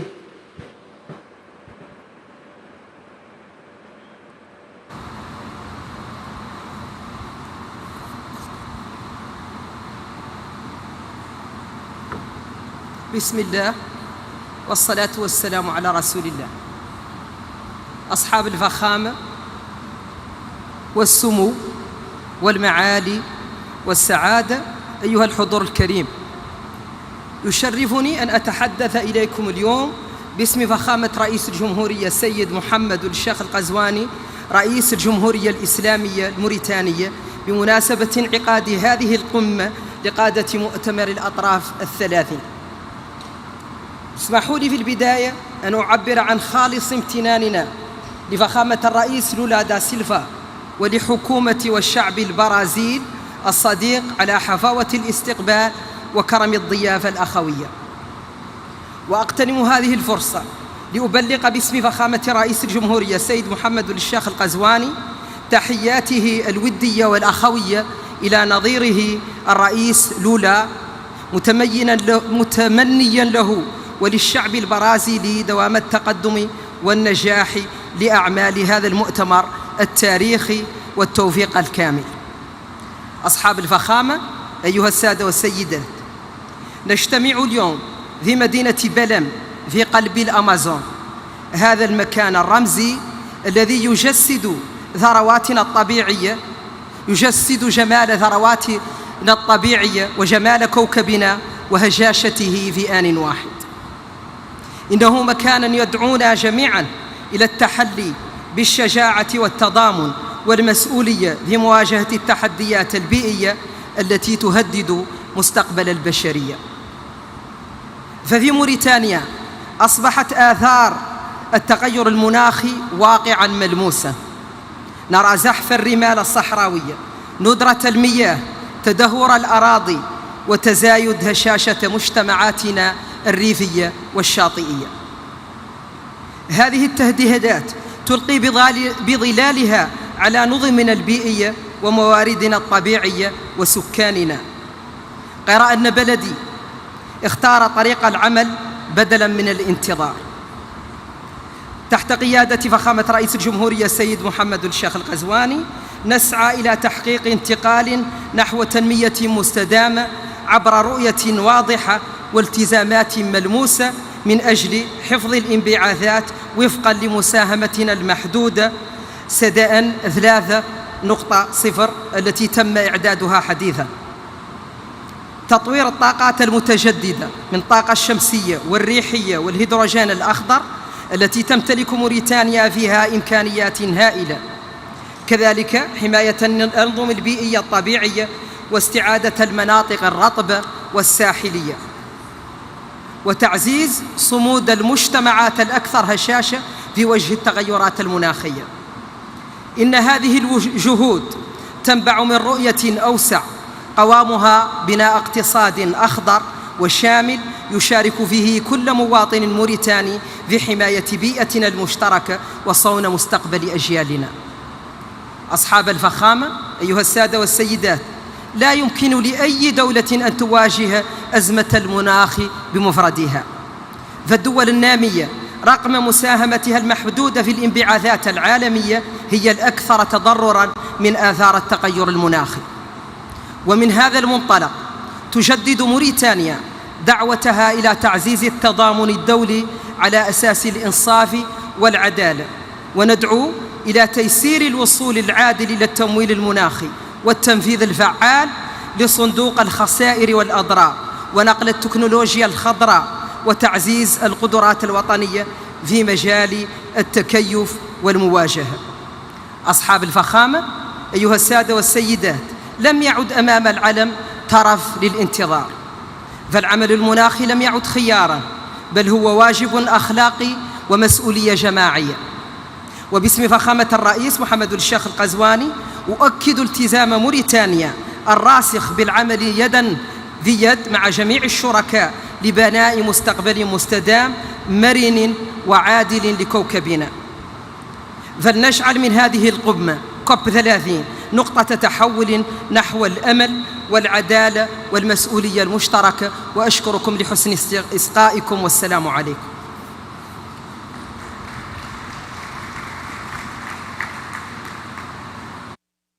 Nesse momento, convidamos a ministra do Meio Ambiente do México, Alicia Isabel Adriana Bárcena Ibarra.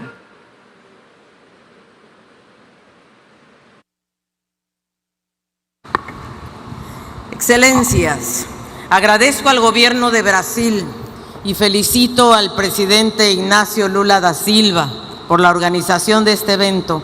Gracias al ministro Mauro Vieira, gracias Andrea Correa del Lago, gracias Marina Silva. Devastadoras lluvias azotaron recientemente a México. 5 estados fueron gravemente afectados, cerca de 90 municipios incomunicados, más de 100,000 viviendas dañadas y 80 vidas perdidas. Una tragedia que trasciende fronteras y que nos recuerda con dolor pero con claridad que el cambio climático ya no es una advertencia, es una realidad que nos iguala como humanidad porque nos ha alcanzado a todos. La furia del clima no distingue territorio, ni ideología, ni estatus. Es una fuerza que golpea sin compasión y su verdad es simplemente incontestable. Lo inaceptable es la parálisis del mundo ante ella, la dilución de la voluntad política en discursos políticamente correctos y vacíos, la cobardía disfrazada de diplomacia, la negación ante la ciencia que anestesia la acción.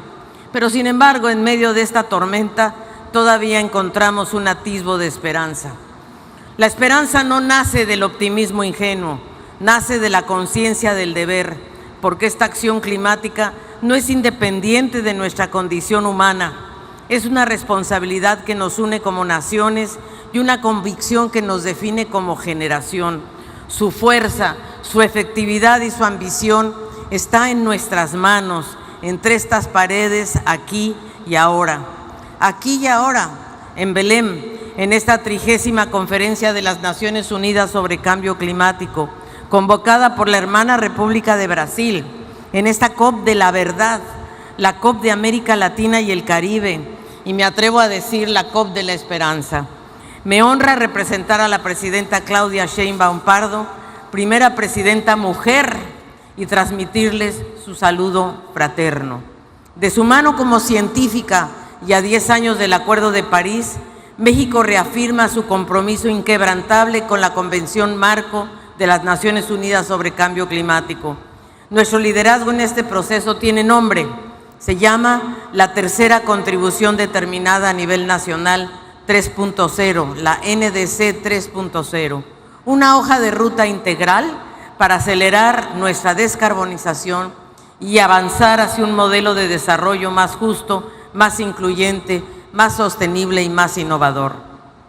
En materia regional, con espíritu de cooperación y solidaridad, México y Brasil convocamos a una reunión en agosto de este año, por primera vez a 22 países de América Latina y el Caribe, para construir una posición común hacia la COP30. La prioridad de esta región fue clara: adaptación y soluciones basadas en la naturaleza. Una de las estrategias ya efectivas en nuestra región, porque nuestra región es responsable tan solo de 11% de las emisiones globales de gases de efecto invernadero, y sin embargo es una de las más vulnerables y además es una de las que tiene la mayor biodiversidad, tanto marina como terrestre. Estimamos, por ejemplo, que tan solo con recuperar 10% de los 1.450 kilómetros cuadrados de manglares mexicanos, podríamos reducir cerca de 19 millones de toneladas de carbono equivalente, que representan el 3% de nuestras emisiones nacionales del año 2024. El 15% de nuestro territorio está ocupado por selvas tropicales y manglares. Por eso reafirmamos nuestro compromiso por formar parte de la novedosa iniciativa Bosques Tropicales para Siempre, TFF. De hecho, recientemente, entre México, Guatemala y Belice, creamos la Gran Selva Maya, que contiene 5.7 millones de hectáreas de selva tropical y que une el Petén con la zona maya mexicana. En nuestra NDC, la meta de mitigación al 2035 se enmarca en una visión de largo plazo, una brújula que orienta nuestros esfuerzos para alcanzar emisiones netas cero a mediados del siglo. Por primera vez, México presenta sus metas en términos absolutos. Nos comprometemos a alcanzar un máximo de emisiones netas entre 364 y 404 millones de toneladas de carbono equivalente. De manera no condicionada, esto representa una reducción de más de 50% con respecto al escenario tendencial. México también asume una meta condicionada para no rebasar entre 332 y 363 millones de toneladas de carbono equivalente.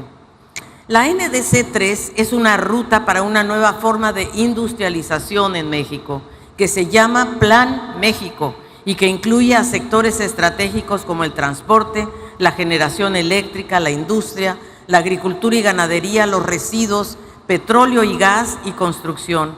Estamos además muy comprometidos a potenciar la economía circular para resolver el tema de residuos y plásticos por lo menos y reducir las emisiones de metano. La adaptación es uno de los principales elementos que contempla el Plan México, reforzando prevención, seguridad alimentaria y energética, conservación de biodiversidad, agua y protección de la infraestructura crítica. Tratamos el cambio climático como seguridad nacional. Ese será uno de los temas que estarán incluidos en la primera Política Nacional de Adaptación que se publicará en 2026. México está convencido de la importancia de las soluciones basadas en la naturaleza y que la compensación por mitigación con la naturaleza es una forma de alcanzar las metas de la NDC 2 y de la NDC 3.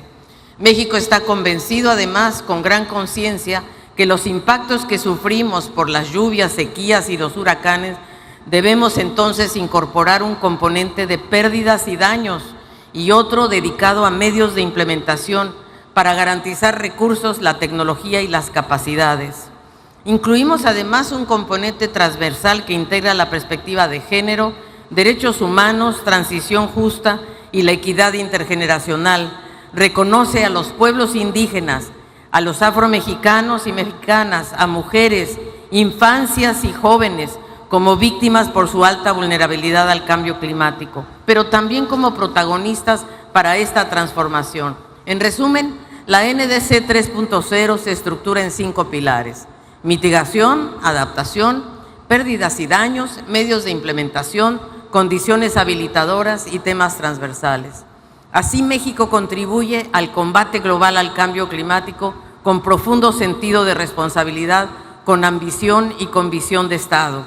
Esta NDC 3.0 no es un documento solamente, es una hoja de ruta de toda una nación hacia el futuro que merecemos. Se construyó mediante un proceso muy participativo y deliberativo conforme al Acuerdo de Escazú y se basa en la mejor ciencia disponible. Enfatizamos también la importancia de fortalecer las sinergias entre la COP de biodiversidad y la de cambio climático y desertificación. El río Trío, ese río Trío que se construyó en Brasil en 1992, y de medir sobre todo y reportar de manera conjunta para diseñar taxonomías que permitan reconocer las metodologías para valorar la biodiversidad y los ecosistemas marinos y terrestres como grandes sumideros de carbono y fuentes de inversión económica. Pero no medir por separado en cada convención o en cada tratado. Se trata de medir juntos y tener metodologías compatibles. Debemos avanzar en esta armonización de métodos para internacionalizar, por ejemplo, el comercio de carbono que hoy ocurre en territorios limitados o solo a nivel nacional. No hay tiempo que perder, cada décima de grado importa porque cada decisión cuenta, cada retraso se traduce en pérdidas y daños irreparables, en vidas humanas, en ecosistemas devastados, en comunidades en riesgo. Por eso nuestra nueva NDC es una prueba de nuestro compromiso hacia una acción climática ambiciosa, transformadora e integral. Ninguna nación, ninguna, puede recorrer esta crisis sola. Aquí y ahora reafirmamos el valor del multilateralismo. Es imperativo actuar juntos y actuar simultáneamente y además hacerlo no solo con la sumatoria de las NDCs, sino también con una acción de financiamiento que cumpla con el artículo 9.1 del Acuerdo de París. Hoy en la COP30 no venimos a hablar del futuro que tememos, sino del futuro que aún podemos construir, porque hoy la esperanza no es una palabra vacía, es una acción colectiva que exige nuestra valentía, valentía de invertir en la vida y no en el carbono, valentía de mirar a nuestras hijas e hijos y decirles: hicimos todo lo que estaba en nuestras manos. Señoras y señores, aún tenemos tiempo para llegar y salvaguardar la meta de 1.5 grados, pero la ventana de oportunidad se está cerrando.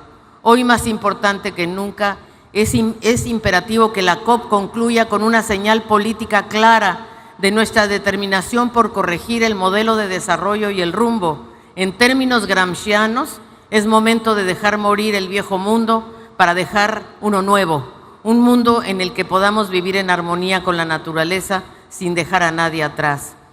Por eso quiero recordar, para finalizar, las palabras que el entonces presidente de Estados Unidos, Barack Obama, pronunció hace 10 años cuando se firmó el Acuerdo de París. Y Obama dijo: somos la primera generación en experimentar los efectos del cambio climático y la última que tendrá la oportunidad de revertirlos. Muchas gracias.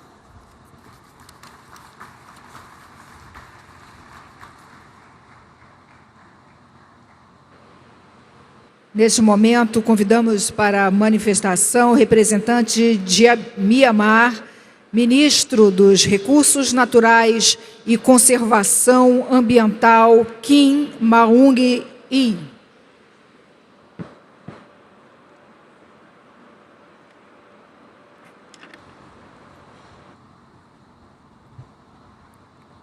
Mr. President, Excellency, distinguished delegates, it is my distinct honor to deliver these statements on behalf of the government of the Republic of the Union of Myanmar.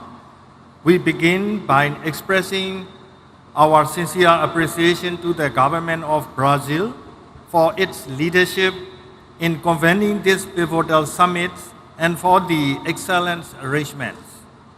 Myanmar is a Southeast Asian nation bordered by India, Bangladesh, China, Laos, and Thailand, with a coastline along the Andaman Sea and the Bay of Bengal. Our country is a globally recognized biodiversity hotspot, endowed with a rich variety of forest ecosystems, from tropical rainforests and mangrove to high-altitude alpine forests. These invaluable natural resources are national priorities, with forests covering approximately 42.19% of our land area. Excellency, ladies and gentlemen, the gravity of the climate crisis is felt acutely in Myanmar. As a nation endowed with significant forest cover and biodiversity, yet ranked among the most vulnerable to climate impacts, we recognize this summit not merely as a meeting, but as an indispensable forum for dialogue, partnership, and collective ambition. Guided by our Myanmar climate change strategy and our NDCs, we've placed the forestry sector at the core of our climate action. We are actively implementing measures to promote renewable energy, enhance energy efficiency, and advance climate-smart agriculture. Furthermore, we are scaling up adaptation activities across sectors, accelerating and scaling up climate finance, assessing pathway for technology transfer, and supporting robust capacity building are the crucial importance for the success of these endeavors, national ambitions, and implementations. It is this context of shared responsibility and opportunity that we warmly commend the President and government of Brazil for the visionary initiative launched at this summit. I am pleased to formally announce the government of Myanmar's support for endorsement of the declaration, call to action, and pledge, including the launch of the Tropical Forest Forever Fund, the Belém Declaration on Hunger, Poverty, and People-Centered Climate Action, and the call to action on integrated fire management.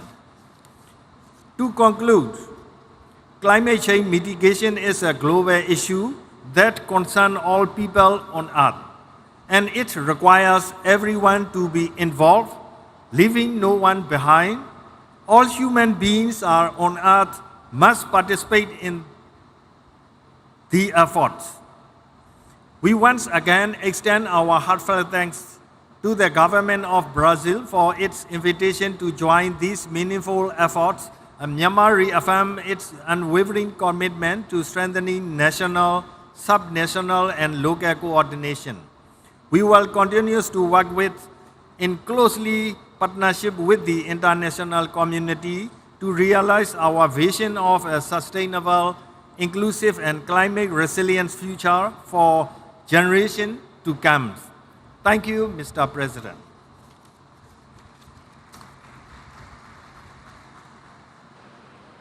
Convidamos agora o ministro do Meio Ambiente de Omã, Abdullah Ali Al-Anhi.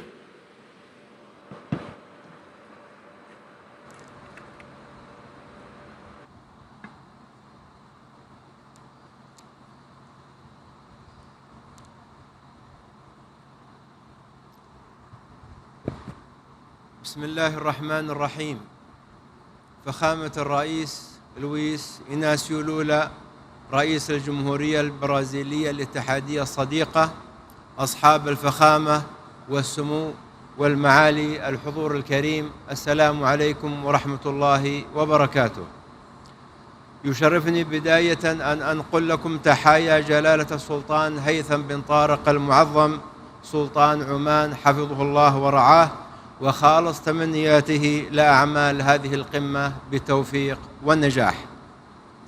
كما يطيب لي أن أتوجه بخالص الشكر والامتنان لجمهورية البرازيل الاتحادية الصديقة حكومة وشعبا على حسن الاستقبال ورقي التنظيم لمؤتمر الأطراف الثلاثين. كما أود التعبير عن بالغ التقدير للأمانة التنفيذية للأمم المتحدة بشأن تغير المناخ على جهودها الكبيرة في توجيه العمل المناخي العالمي نحو التنفيذ. أيها الحضور الكريم، نجتمع اليوم على ضفاف الأمازون، رئة الكوكب وشريانه. يحيطنا قلق كبير من تأثير التغير المناخي على النظام البيئي برمته، وبالنتيجة على الحضارة البشرية. وإن ما يشهده الكوكب من ظواهر ارتفاع درجات الحرارة وذوبان الجليد وفقدان التنوع الحيوي وحرائق الغابات لم تترك مجالا للشك من أن التغير المناخي حقيقة لا يمكن تجاهلها، الأمر الذي يضعنا جميعا أمام مسؤوليات وطنية وعالمية لتسريع وتيرة العمل المناخي وتضافر الجهود، خاصة بعد مخرجات التقرير التجميعي للمساهمات المحددة وطنيا الصادر بنهاية أكتوبر الماضي، والذي أظهرت نتائجه بأن العمل المناخي لا يزال دون طموح. أيها الحضور الكريم، إن وراء هذا الأداء المتواضع عدة تحديات رئيسية، أهمها الحوكمة العتيقة لمؤسسات النظام البيئي العالمية والإجراءات البطيئة والمعقدة لمنظومات التمويل، إذ أن العالم قد أصبح مشتتا بين القمم والمؤتمرات البيئية والمناخية، وأصبح منغمسا في إعداد التقارير الفنية العديدة، وكل ذلك على حساب الوقت والجهد والموارد، وبالنتيجة على حساب التنفيذ. وعلى الضفة الأخرى فإن تعهدات التمويل كثيرة جدا والمتحقق منها قليل، بل وأن المتحقق منها لا تتمكن الدول المستحقة من الوصول إليه، وإن وصلت تصل بعد جهد وعناء، وهذا أمر طبيعي في ظل غياب المعايير وضبابية الإجراءات. أيها الحضور الكريم، طالما النظام البيئي للكوكب نظام واحد لا يتجزأ، وطالما الاتفاقيات البيئية الثلاثة التي أقرت هنا في البرازيل تعالج قضية واحدة وهي قضية النظام البيئي، فمن الضروري مراجعة المنظومة المؤسسية البيئية العالمية التي نعمل من خلالها، والتي تدير ملفات الحاضر والمستقبل بحوكمة الماضي، مما أدى إلى تشتت الجهود وبطء الإجراءات. فالحوكمة المؤسسية الكفءة هي الأساس في نجاح منظومات العمل وتوحيد الجهود ومجابهة التحديات. أيها الحضور الكريم، إن بلدي سلطنة عمان يمضي بثبات وإصرار نحو تحقيق أهدافه البيئية والمناخية، إيمانا منه بأن التحول المناخي ليس عبئا بل فرصة اقتصادية وتنموية كبرى، إذ أن الاستثمارات في الطاقة النظيفة والبنية التحتية المستدامة والذكاء المناخي قد أصبحت محركات النمو في القرن ال21، ولذا فقد وضعت رؤيتنا الوطنية عمان 2040 متطلبات الاتفاقيات البيئية الثلاثة كأجندة وطنية رئيسية، ومضت قدما في تطبيق الاستراتيجية الوطنية للحياد الصفري وتفعيل السجل الوطني للكربون وتطوير سياسات المادة 6 من اتفاق باريس. كما تعمل سلطنة عمان على تنفيذ العديد من مشاريع التكيف مع التغيرات المناخية، ومنها نظام الإنذار المبكر ومنظومات الحماية من الفيضانات وتشييد المدن المرنة والمستدامة، إضافة إلى التوسع في تبني الحلول القائمة على الطبيعة. ومن هذا المنطلق تؤكد سلطنة عمان على أن التنمية والاستدامة مساران متكاملان لا متعارضان، وأن تحقيق انتقال عادل ومنصف هو الطريق لضمان مستقبل آمن واقتصاد مزدهر ومستدام، وأن صون البيئة هو الاستثمار الأمثل في مستقبل الأجيال القادمة والركيزة الحقيقية لرفاه الشعوب. شكرا لكم والسلام عليكم ورحمة الله وبركاته.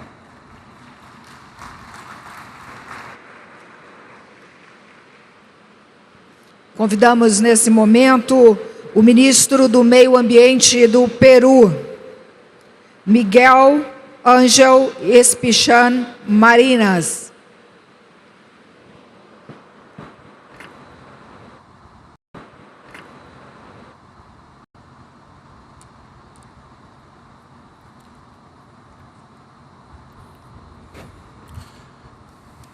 Señor Presidente de la República Federativa de Brasil, Excelencias, distinguidos jefes de delegación, ministras y ministros, traigo el saludo de nuestro presidente José Gerí Oré. Somos el cuarto país con mayor superficie de bosques tropicales del mundo, con más de 68 millones de hectáreas de bosque amazónico, que cubre casi el 60% del territorio nacional. En esta área viven 51 pueblos indígenas que gestionan el bosque, demostrando que la conservación y el desarrollo de la Amazonía pueden y deben avanzar juntos. Si bien el Perú aporta menos del 0.5% de las emisiones globales, somos un país altamente vulnerable a los impactos del cambio climático, lo cual representa para nosotros un gran desafío. El Perú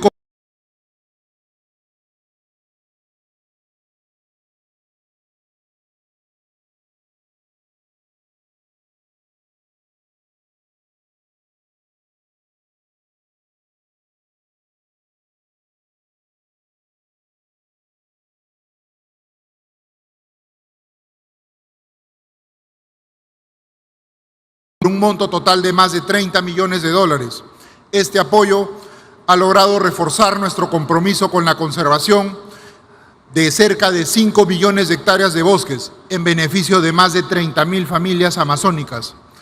Hemos ejecutado 3 proyectos por más de 62 millones de dólares del Fondo Verde para el Clima, permitiendo fortalecer la conservación y el uso sostenible del bosque con actividades bajas en carbono. Trabajamos con varios socios y lo hacemos porque creemos y tenemos una firme convicción en el multilateralismo y en la cooperación internacional. También porque sabemos que sin un financiamiento justo, la acción climática de los países en desarrollo no será sostenible. Llegamos a Belén con compromisos concretos. Hemos actualizado nuestras NDC 3.0, que consolida una meta absoluta de no exceder 179 millones de toneladas de dióxido de carbono equivalente al 2035. En adaptación, incorporamos nuevas áreas como migraciones por clima y empleos verdes, junto con componentes de conservación de biodiversidad y lucha contra la desertificación. En mitigación, el Perú está consolidando un mercado de carbono de alta integridad. En el 2024 aprobamos nuestro Registro Nacional de Medidas de Mitigación, que va a garantizar trazabilidad y salvaguardas ambientales de los proyectos. Asimismo, presentaremos el primer proyecto bajo el Acuerdo de París con Suiza en temas de energía limpia. Perú tiene también una iniciativa de huella de carbono que integra a más de 1.800 organizaciones, entre ellas públicas y privadas, de las cuales 85 son del sector privado.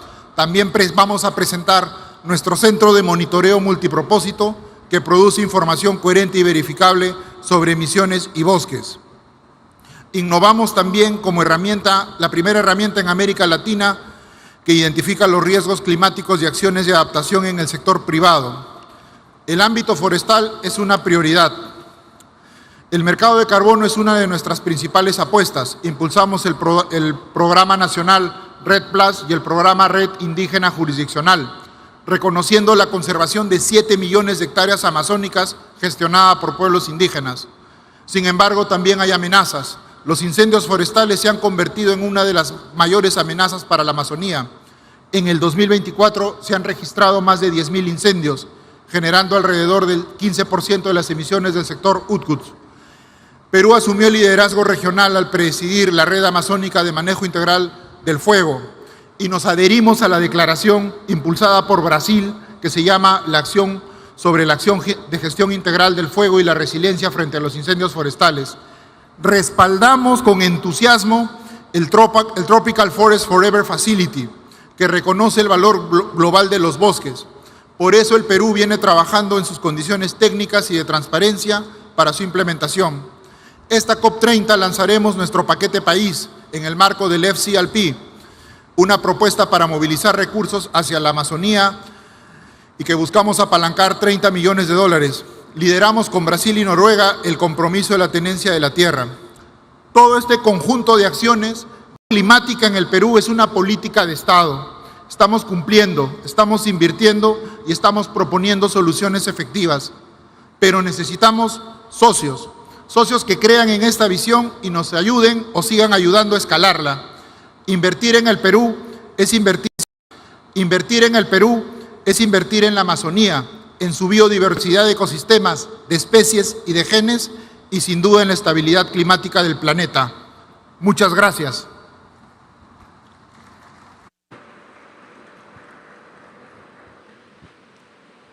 Convidamos agora a ministra do Meio Ambiente de Ruanda, Bernadette Arakiwi.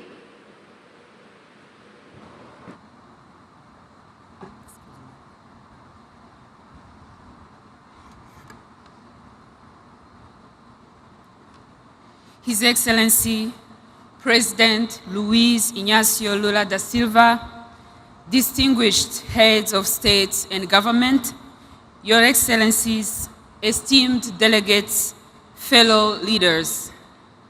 I take this moment to convey greetings from His Excellency Paul Kagame, the President of Rwanda, whom I have the honor of representing at this summit. And we express our gratitude to the Federative Republic of Brazil and the State of Pará for a warm hospitality. Ladies and gentlemen, Rwanda arrives in Belém with both resolve and hope.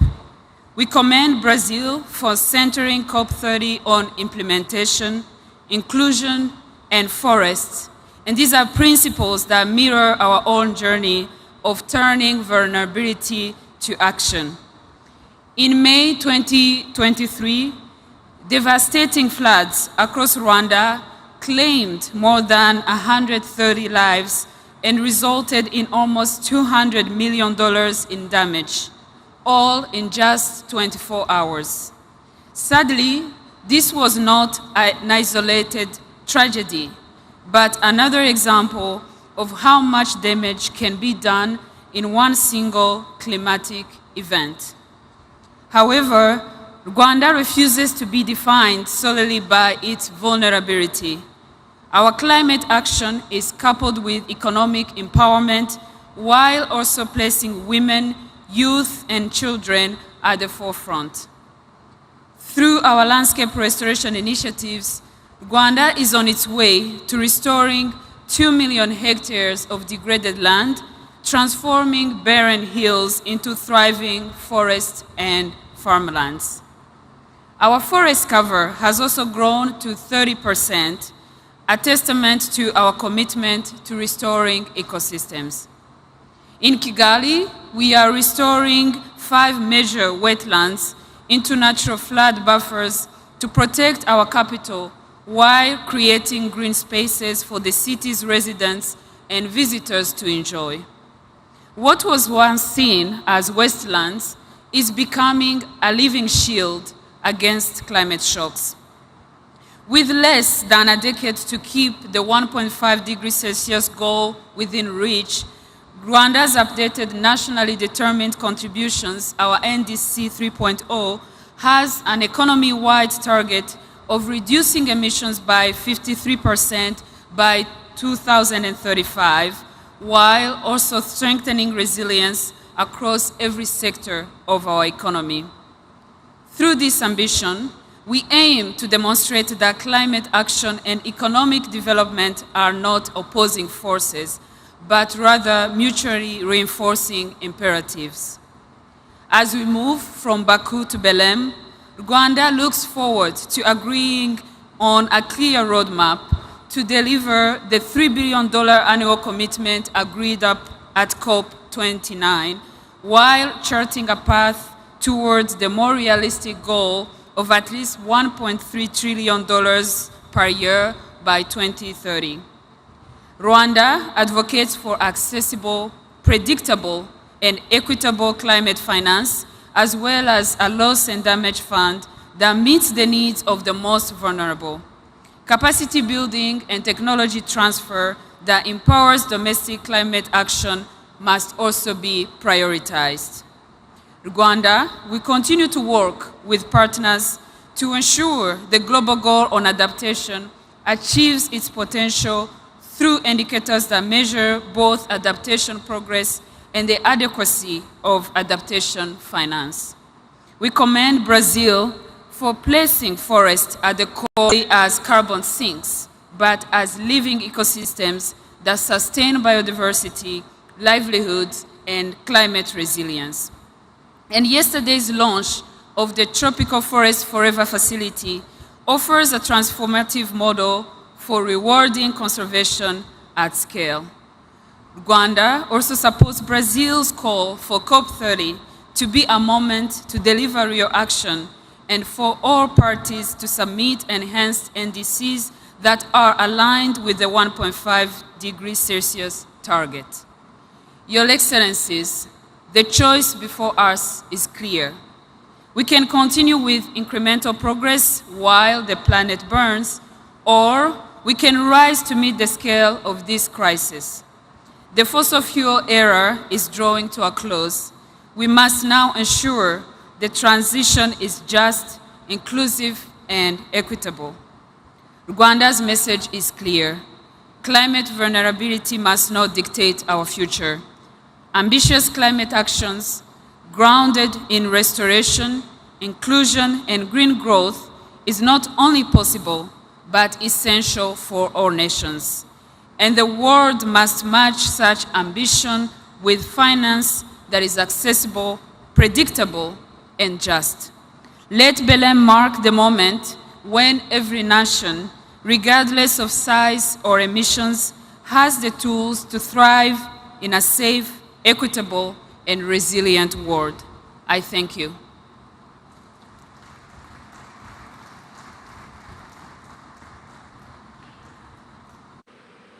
Nesse momento, convidamos para a manifestação o representante de São Tomé e Príncipe, ministra dos Negócios Estrangeiros, Cooperação e Comunidade, Ilza Maria dos Santos Amado Vaz.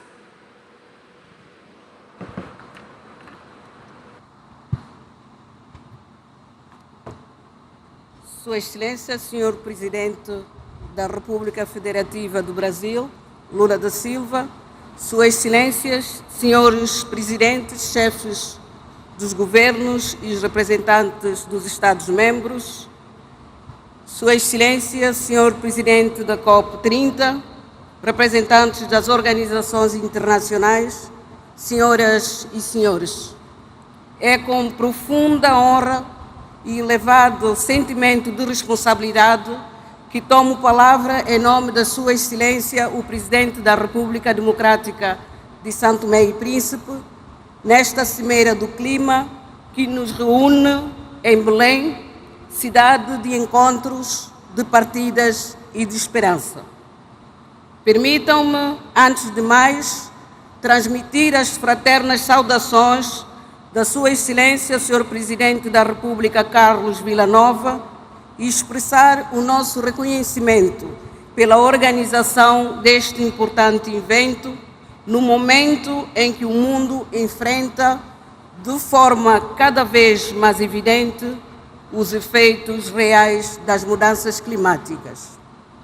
Hoje, Belém volta a ser o ponto de partida não para novas descobertas geográficas, mas para um novo pacto com o planeta.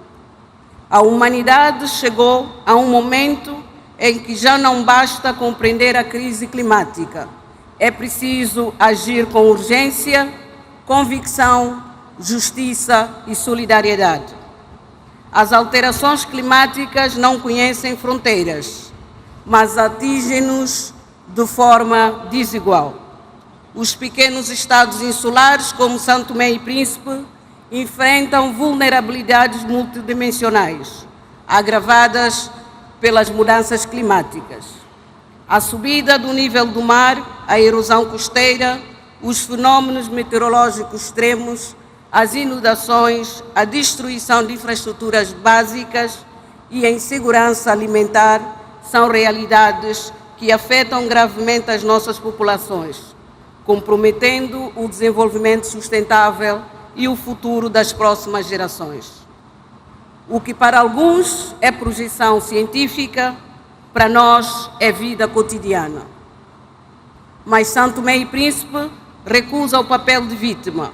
Somos uma nação resiliente que acredita que a vulnerabilidade pode transformar-se em força, com cooperação, parcerias, inovação, vontade política global e investimentos. Excelências, perante os desafios, São Tomé e Príncipe assumiu, desde 2015, um compromisso firme no quadro do Acordo de Paris e, em 2021, reforçou as suas ambições com a submissão da NDC 2. Tornamo-nos o primeiro país do mundo reconhecido integralmente pela Unesco como Reserva Mundial da Biosfera, um marco que honra o nosso patrimônio natural e reforça a nossa responsabilidade de proteger o equilíbrio entre o ser humano e a natureza. Estamos a implementar o Plano Nacional de Adaptação às Alterações Climáticas, centrado na gestão sustentável das zonas costeiras, nas energias renováveis, na proteção das florestas e na educação ambiental. A nossa visão é clara: crescer sem destruir e prosperar sem comprometer o futuro. Excelências, nenhum país pode enfrentar sozinho uma crise global. A justiça climática exige reconhecer que quem menos contribui é quem mais sofre. São Tomé e Príncipe junta a sua voz à dos pequenos estados insulares para pedir compromissos efetivos de financiamento para adaptação e mitigação. É essencial que os mecanismos como o Fundo Verde para o Clima e o Fundo de Perdas e Danos sejam plenamente operacionalizados e acessíveis aos países mais vulneráveis. Não pedimos caridade, pedimos parceria justa e solidária.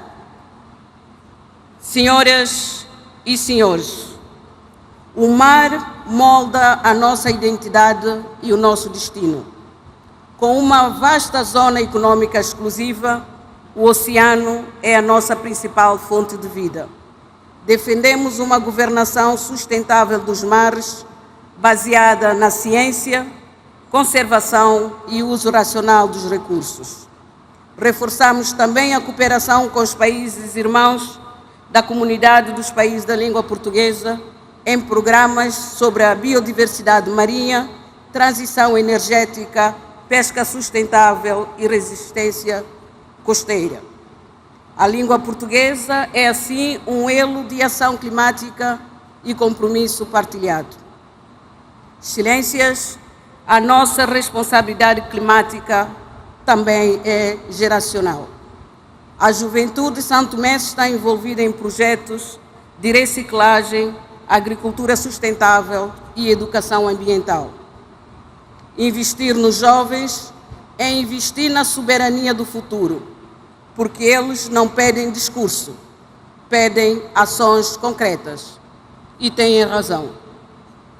São Tomé e Príncipe acredita no multilateralismo e na cooperação Sul-Sul. Destacamos as parcerias, iniciativas e mecanismos promovidos pelo Brasil, país anfitrião desta cimeira, com resultados concretos em agricultura sustentável, inovação ambiental, proteção florestal. Um exemplo de solidariedade e de laços transformadores em soluções reais. Belém foi ponto de partida de grandes viagens.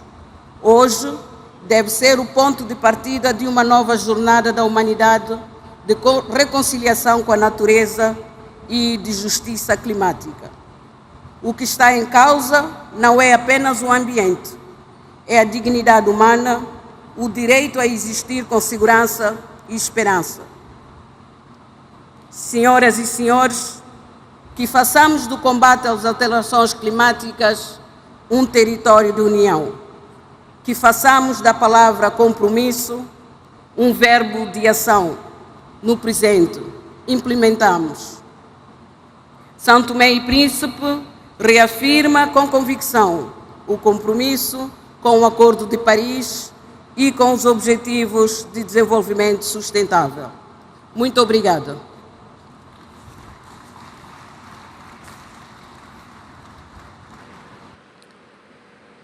Convido nesse momento para a manifestação o ministro do Meio Ambiente e da Transição Ecológica do Senegal, El Hadj Adjidouramane Diouf.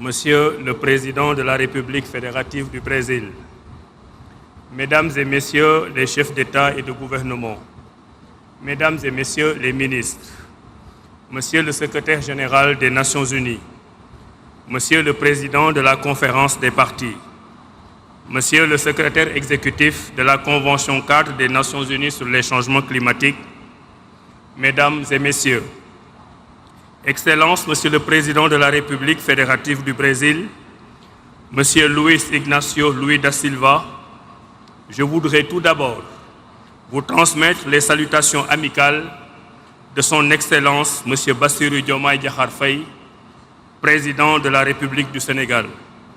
Le Président Diomaye Faye vous adresse ses vives félicitations pour la tenue de ce sommet des leaders en prélude à la 3e conférence des partis à la Convention cadre des Nations Unies sur les changements climatiques. Cette rencontre démontre, une fois de plus, l'urgence d'une action collective face à la crise écologique. Dépassant légèrement l'année précédente, cette année 2025 est la plus chaude, avec ses désastres climatiques de par le monde, et dont la plus récente est l'ouragan Mélissa dans les Caraïbes, avec son lot de destruction. Mesdames et Messieurs, l'urgence climatique met en péril non seulement la vie humaine, mais elle impacte aussi négativement les infrastructures et les biens de survie. Aucun continent n'est épargné. Les pays les plus vulnérables, nos pays, sont en souffrance croissante. Notre responsabilité à tous est donc fortement engagée et la COP30 doit être l'occasion d'inverser la tendance et de renforcer les efforts mondiaux de réduction significative d'émissions de gaz à effet de serre. Nous devons, par notre solidarité commune, construire cette trajectoire globale de neutralité carbone d'ici 2050, car chaque dixième de degré compte afin de limiter la hausse de température à 1,5 degré Celsius. Mesdames et Messieurs, à l'instar des autres pays, le Sénégal est également touché par les changements climatiques, exposant ainsi la vulnérabilité de nos populations. En plus d'être un enjeu environnemental, le changement climatique constitue également un risque économique pour nos pays. Bien souvent contraints de s'endetter pour y faire face, alors qu'ils sont très peu émetteurs de gaz à effet de serre. C'est pourquoi la question du financement de la crise climatique et d'une transition écologique juste et équitable mérite d'être au cœur des échanges ici à Belém. Le Sénégal, à l'image d'autres pays africains, entend pleinement jouer sa partition en élaborant et en mettant en œuvre sa contribution déterminée au niveau national. En effet, Malgré un financement insuffisant de la CDN 2.0, le Sénégal a respecté son engagement inconditionnel de réduction de 7% de ses émissions depuis 2010. Plus de 4,5 milliards de dollars américains ont été investis dans 300 projets, à la fois d'atténuation et d'adaptation, et cela avec 40% du budget national. Par ailleurs, notre pays a entamé le développement de réseaux de transport durables et a atteint une utilisation de 30% des énergies renouvelables, car effectivement, dans le cadre de sa vision 2050, le gouvernement du Sénégal ambitionne d'atteindre d'ici 2035 plus de 40% de pénétration du renouvelable dans le réseau électrique. La transition énergétique requiert un réel accompagnement et c'est dans ce contexte que notre pays, qui a élaboré le plan d'investissement de son partenariat pour une transition énergétique juste, réitère son plaidoyer en faveur d'un financement plus soutenu et prévisible. Mesdames et messieurs, le Sénégal s'est résolument engagé dans la lutte contre la déforestation et la dégradation des terres, notamment dans le cadre du programme de la Grande Muraille Verte, sans omettre la lutte contre le trafic illicite de bois. À ce propos d'ailleurs, notre pays, le Sénégal, salue les initiatives lancées par le Brésil, pays hôte, pour lutter contre la déforestation. Je voudrais ainsi réaffirmer l'engagement du Sénégal en faveur de la Convention cadre et de l'accord de Paris. Je voudrais aussi confirmer ici l'élaboration par notre pays de la 3e génération de notre contribution déterminée au niveau national. Et je voudrais enfin réaffirmer ici l'élaboration de notre stratégie à long terme à l'horizon 2050. Mesdames et messieurs, pour terminer, je formule le vœu, au nom du président de la République, M. Bassirou Diomaye Diakhar Faye, que les résultats de cette COP30 consolident le partenariat global pour une action climatique juste, tournée vers un avenir prospère et durable, dans un esprit de solidarité pour la préservation de notre maison commune en faveur des générations futures. Je vous remercie de votre aimable attention.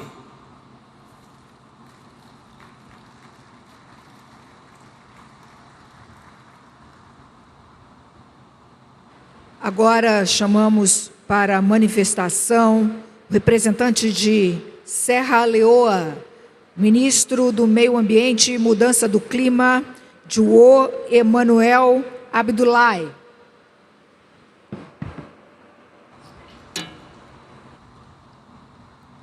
Thank you very much. Excellencies, distinguished leaders and delegates, ladies and gentlemen, I bring you warm greetings from President Julius Maada Bio, the government and people of the Republic of Sierra Leone, a small but determined nation in the Upper Guinean forests of West Africa, committed to confronting the global climate crisis. We gather here in Belém not merely to deliberate, but to decide the future of our planet. For many of our people, climate change is not an abstract concept. It is an everyday reality that threatens lives, livelihoods, and our path to sustainable development. In Sierra Leone, we have witnessed the destructive power of climate change. Severe floods and landslides have taken lives and displaced families. Rising seas continue to consume our islands and erode our coastlines, while extreme heat endangers lives and unpredictable rainfall disrupts our agriculture, which is the foundation of our rural economy. Nature reminds us that the climate crisis is not about tomorrow, but it's already here upon us. In the face of these challenges, our government has acted with urgency and resolve. We have strengthened our national disaster management systems and improved early warning capabilities. Beyond immediate response, we are building long-term resilience by restoring degraded ecosystems, investing in climate-smart agriculture, and empowering local economies to adapt and thrive in a changing climate. Sierra Leone has also made significant progress in advancing our climate governance framework, and we aim to enact a new climate legislation in the first quarter of 2026. Our third generation national determined contribution articulates our ambition to reduce emissions, strengthen adaptation, and protect our people from the worst impacts of climate change. These commitments are being translated into real action, promoting renewable energy to power rural homes and schools, restoring mangrove forests and protecting our coast, and mainstreaming climate-smart practices into agriculture and water management. By 2030, we aim to cut our socioeconomic vulnerability index by half. This is a measurable target, supported by actions across agriculture, water, coastal protection, health, and disaster management. We have designed this effort to be inclusive. Gender equality, youth leadership, and community participation are built into every step. We are showing that adaptation is not separate from development, but essential to it. That every farm restored, every coastline protected, and every child kept in schools strengthens our resilience and advances our shared prosperity. We recognize that climate change affects every sector of our society. That is why we have taken deliberate steps to mainstream climate action into our national planning and budgeting systems. Climate action is no longer a side issue. It is now a central pillar in Sierra Leone's national development agenda. While our efforts are strong, they are not sufficient on their own. The fight against climate change demands collective and global response. Science tells us that to keep the planet safe, we must limit global warming to 1.5 degrees Celsius. Achieving this goal requires decisive action, not only by countries like Sierra Leone, who suffer the most, but also by those who emit the most. At this critical juncture, we must also reflect on the urgent need for adequate and predictable financing for adaptation. We therefore urge developed countries to honor their commitments on climate finance, technology transfer, and capacity support. The current allocation of global climate finance remains heavily skewed towards mitigation, while adaptation, which is vital to the survival of millions in vulnerable nations, receives far less. We're calling for significant rebalancing, where funds for climate action must prioritize adaptation, especially for the least developed countries. Adequate and predictable financing for adaptation must be channeled to where it is needed most in order to strengthen resilience, protect livelihoods, and secure a sustainable future for vulnerable communities. Technology transfer and capacity building must be greatly enhanced for LDCs, which contribute the least to global emissions, but bear the greatest burden of its impacts.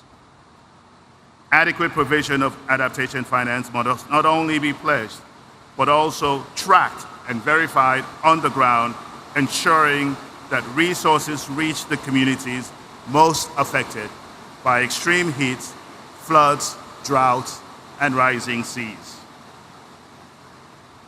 The climate negotiations must remain guided by science, equity, and justice, giving voice to those whose lives and futures are most at risk. At this defining moment, I urge all leaders to move from promises to performance. Let COP30 be remembered as the summit where ambition met action, where the world agreed not only to reduce emissions, but also to invest in resilience and adaptation for all. Sierra Leone stands ready to contribute, ready to partner, ready to lead by example. Together, let us secure a future of resilience, justice, and opportunity for ourselves and for generations on board. I thank you.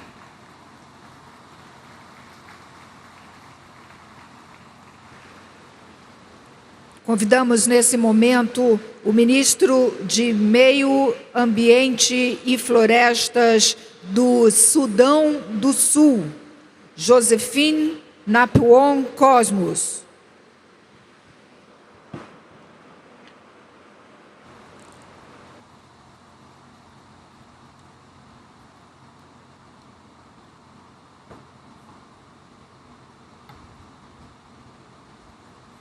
Mr. President, Excellencies, distinguished delegates, ladies and gentlemen, I bring you warm greetings and best wishes from His Excellency Salva Kiir Mayardit, the President of the Republic of South Sudan, the government and the people of South Sudan, and a message of peace, unity, development, and unwavering commitment to the global climate partnership. Once again, I convey our gratitude to the government and the people of Brazil for hosting COP30 in this beautiful city of Belém and for the warm hospitality accorded to my delegation. I extend our solidarity to all nations gathered here in the shared endeavor of protecting our common home. The climate crisis in South Sudan is worsening. Over recent years, our people have endured recurring floods, heat waves, droughts, and irregular rainfall patterns. These climate extremes are compounding the effects of conflict and fragility. Excellencies, we gather at this difficult time for the planet. As the United Nations Secretary General has warned in the lead up to this summit, humanity is on the brink of overshooting the 1.5 degrees Celsius threshold, and in Secretary General's recent intervention, he has said plainly that we are failing to avoid an overshoot, with devastating consequences for the most vulnerable. This is not an abstract projection for South Sudan. It is already our lived reality.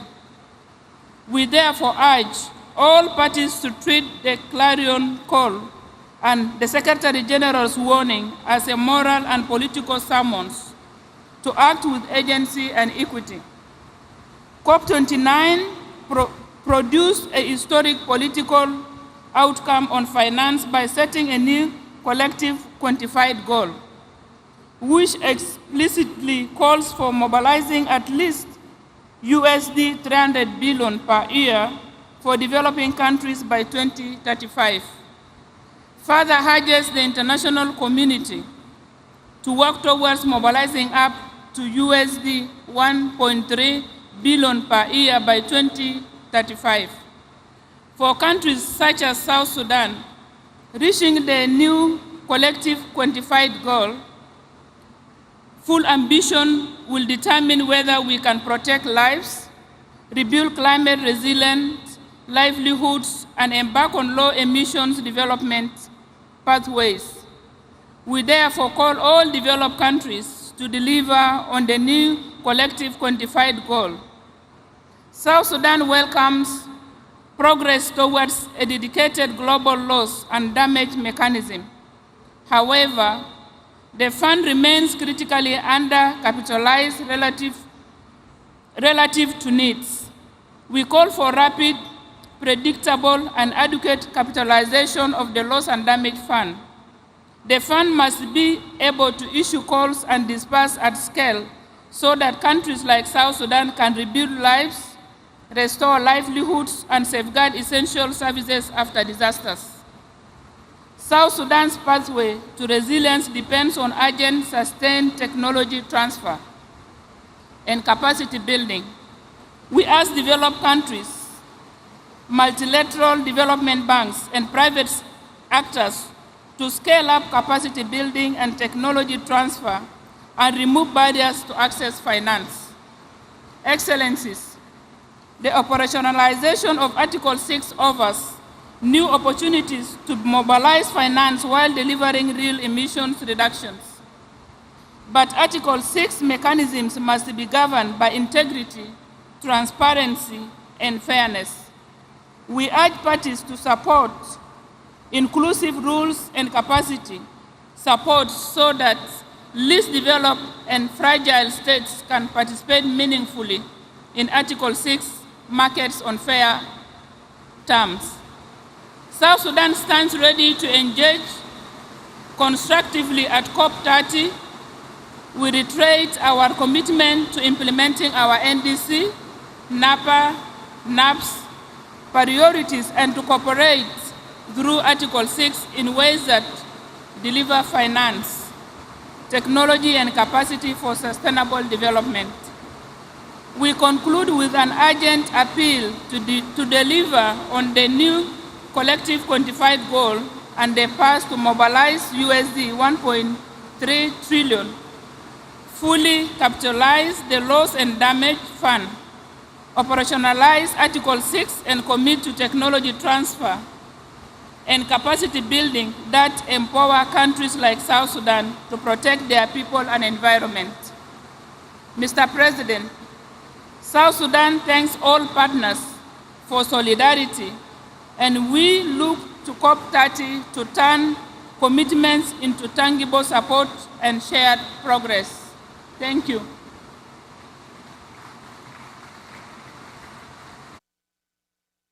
Convidamos agora representante do Tajiquistão, o senhor ministro do Meio Ambiente, Bahadur Sheralizouda.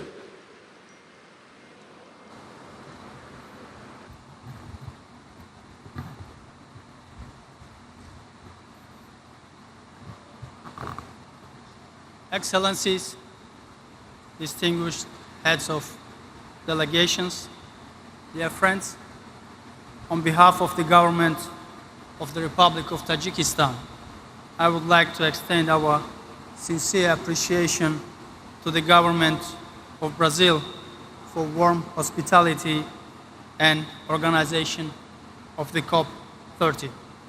We commend Brazil's leadership in hosting this important global gathering here in Belém, a city that symbolizes both the richness and the fragility of our planet's ecosystem. Excellencies, climate change is no longer a distant concern. It is a present and escalating crisis that threatens the very foundation of life on Earth. Its devastating consequences, rising temperatures, melting glaciers, desertification, and the loss of biodiversity are affecting every community. The most vulnerable who have contributed least to global emissions continue to suffer the most. For Tajikistan, a mountainous and landlocked country located in the heart of Central Asia, climate change poses a particular grave threat to our water resources and to the livelihoods of our people. Our glaciers, which serve as a primary source of fresh water for the entire Central Asian region, are retreating at an alarming rate. Over the past several decades, we have lost more than 1/3 of our glacier area, a trend that endangers regional water issues, agriculture, energy production, and ecosystems across our shared basins. At the same time, Tajikistan's vast water resources hold enormous potential for clean and renewable hydropower generation. With over 60% of Central Asia's water resource and significant untapped hydropower potential, Tajikistan is well positioned to become a key producer and exporter of green energy. The development of renewable energy potential, particularly hydropower, serves as a main instrument to achieve our national climate ambitions and commitments under the Paris Agreement, while contributing to a low-carbon future for our neighboring countries by increasing the share of green energy in their economies.